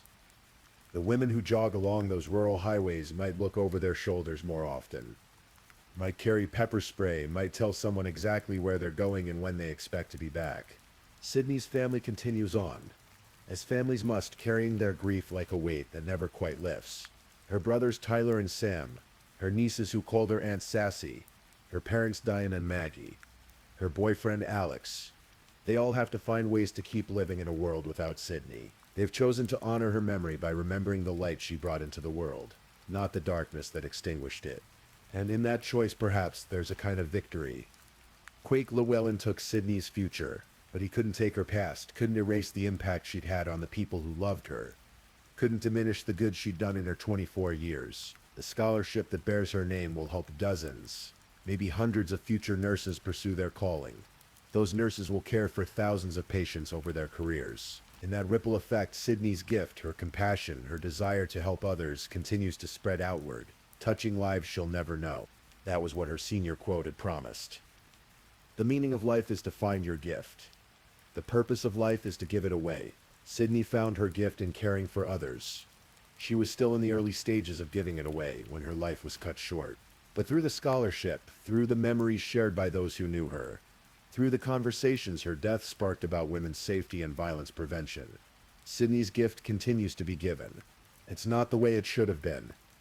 It's not justice in any meaningful sense, but it's something, a small light persisting in the darkness, a reminder that even in the face of senseless tragedy, even when confronted with the worst that humanity can produce, there remains goodness worth fighting for, worth remembering, worth celebrating. Sydney Claire Sutherland was born on September 18, 1995. She died on August 19, 2020 at the age of 24.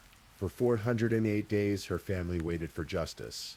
On October 1, 2021, they received as much justice as the legal system could provide. But the real justice would be for Sydney to still be here, still caring for patients, still running along those country roads, still bringing her light into a world that desperately needs it. That justice will never come. And so we do the only thing we can. We remember. We tell her story. Not just the tragedy of how she died, but the beauty of how she lived. We honor her memory by carrying forward the values she embodied. Kindness, compassion, dedication to helping others. The simple grace of a human spirit. The rice fields of Jackson County grow and are harvested in their endless cycle. The White River flows on, as it has for thousands of years. Life continues in those small Arkansas towns, with all its joys and sorrows, triumphs and tragedies. And somewhere in that landscape of memory and loss, Sydney Sutherland's light still shines, diminished but not extinguished, a reminder of what was, what might have been, and what we owe to those we've lost. Thank you for listening to tonight's true crime story. Rest peacefully knowing that another story awaits you next time, ready to accompany you on another journey toward restorative sleep. But if you're still awake, don't forget to like and subscribe so you don't miss our next true crime stories. And until next time, stay safe and take care. Good night.